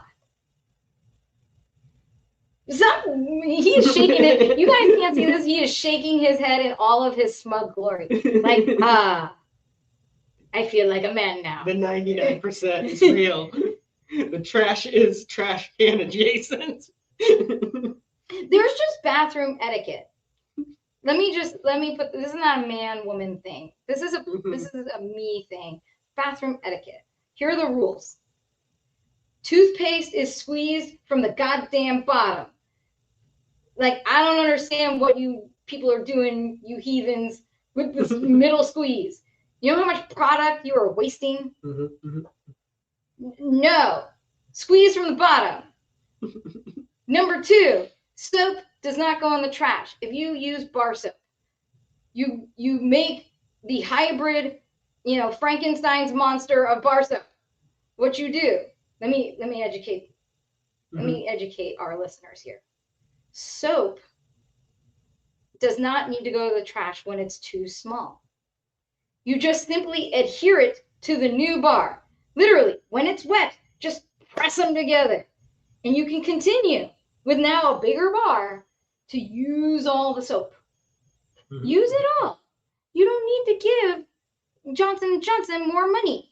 You can use all of the soap. Don't throw away soap.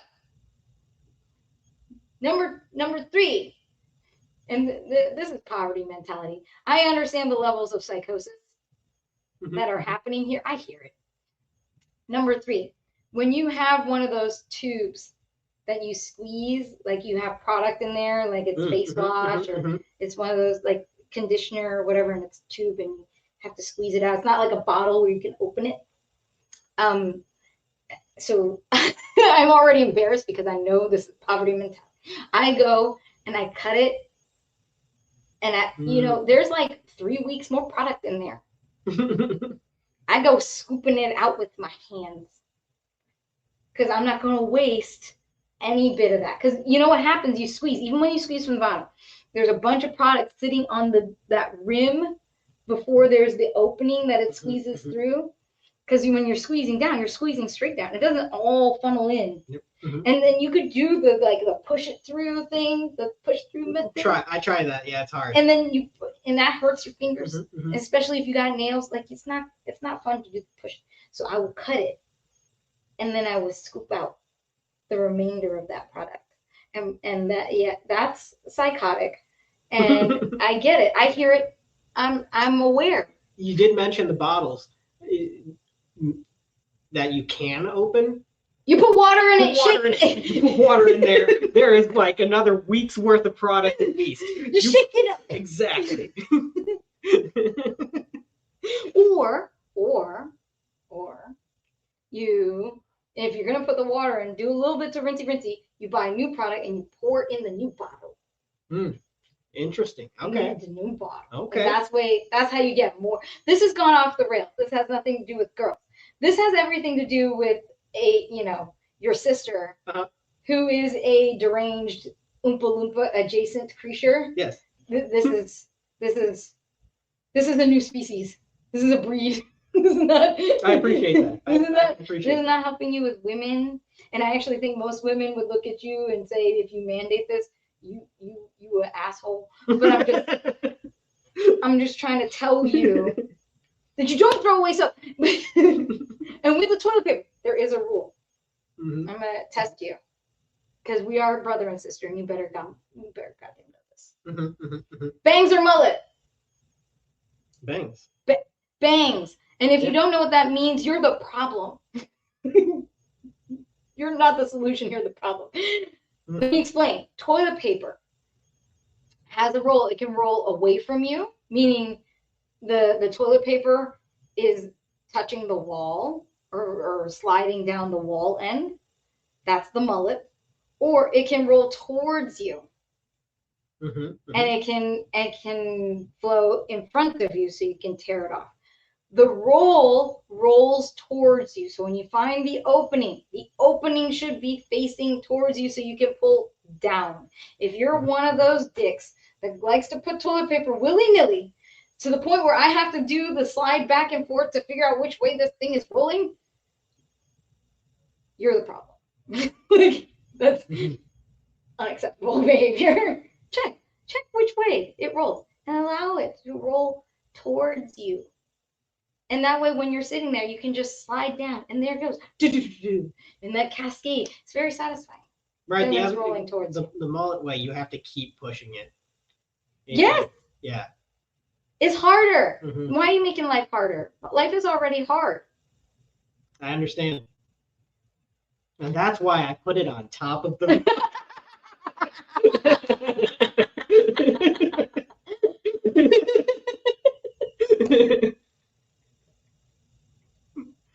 That was all right. Any more? I think that's good for now. Yeah, I think that's good. Yeah. I think it's a good place to stop. You win. I accept. I accept defeat. I capitulate to the better man. Jesus. So I don't know that anybody learned anything. This is one of those really weird shows where I don't think we stayed on track. And I'm medicated. This should have really been on target. But this was Shital Weapon. I'm Lethal Shital. This is Biggie Trog. We're gonna sign off. This has been way too long. It's been 2 hours of talking. We could go further. There's more to say, but we're gonna stop here. I hope you have a great day. I hope you enjoyed listening. Smash that like button and subscribe and listen to us some more if you're in for a decent time. I don't want to say it's a good time. but a decent time. An interesting time. It's interesting. It's unique. Mhm. And if this were food, that's really bad. But it is. It's unique. So stick around. Stick around for it being unique. And we'll have another episode next week. Ciao, Bellas. Thanks for hanging out with us today. If you love this episode, or if you at least didn't hate it, don't forget to hit that subscribe button so you never miss what's coming next. And hey, share it with your friends, share it with your family. Until next time, stay bold, stay real, peace out, deuces, and keep speaking your mind. See you soon.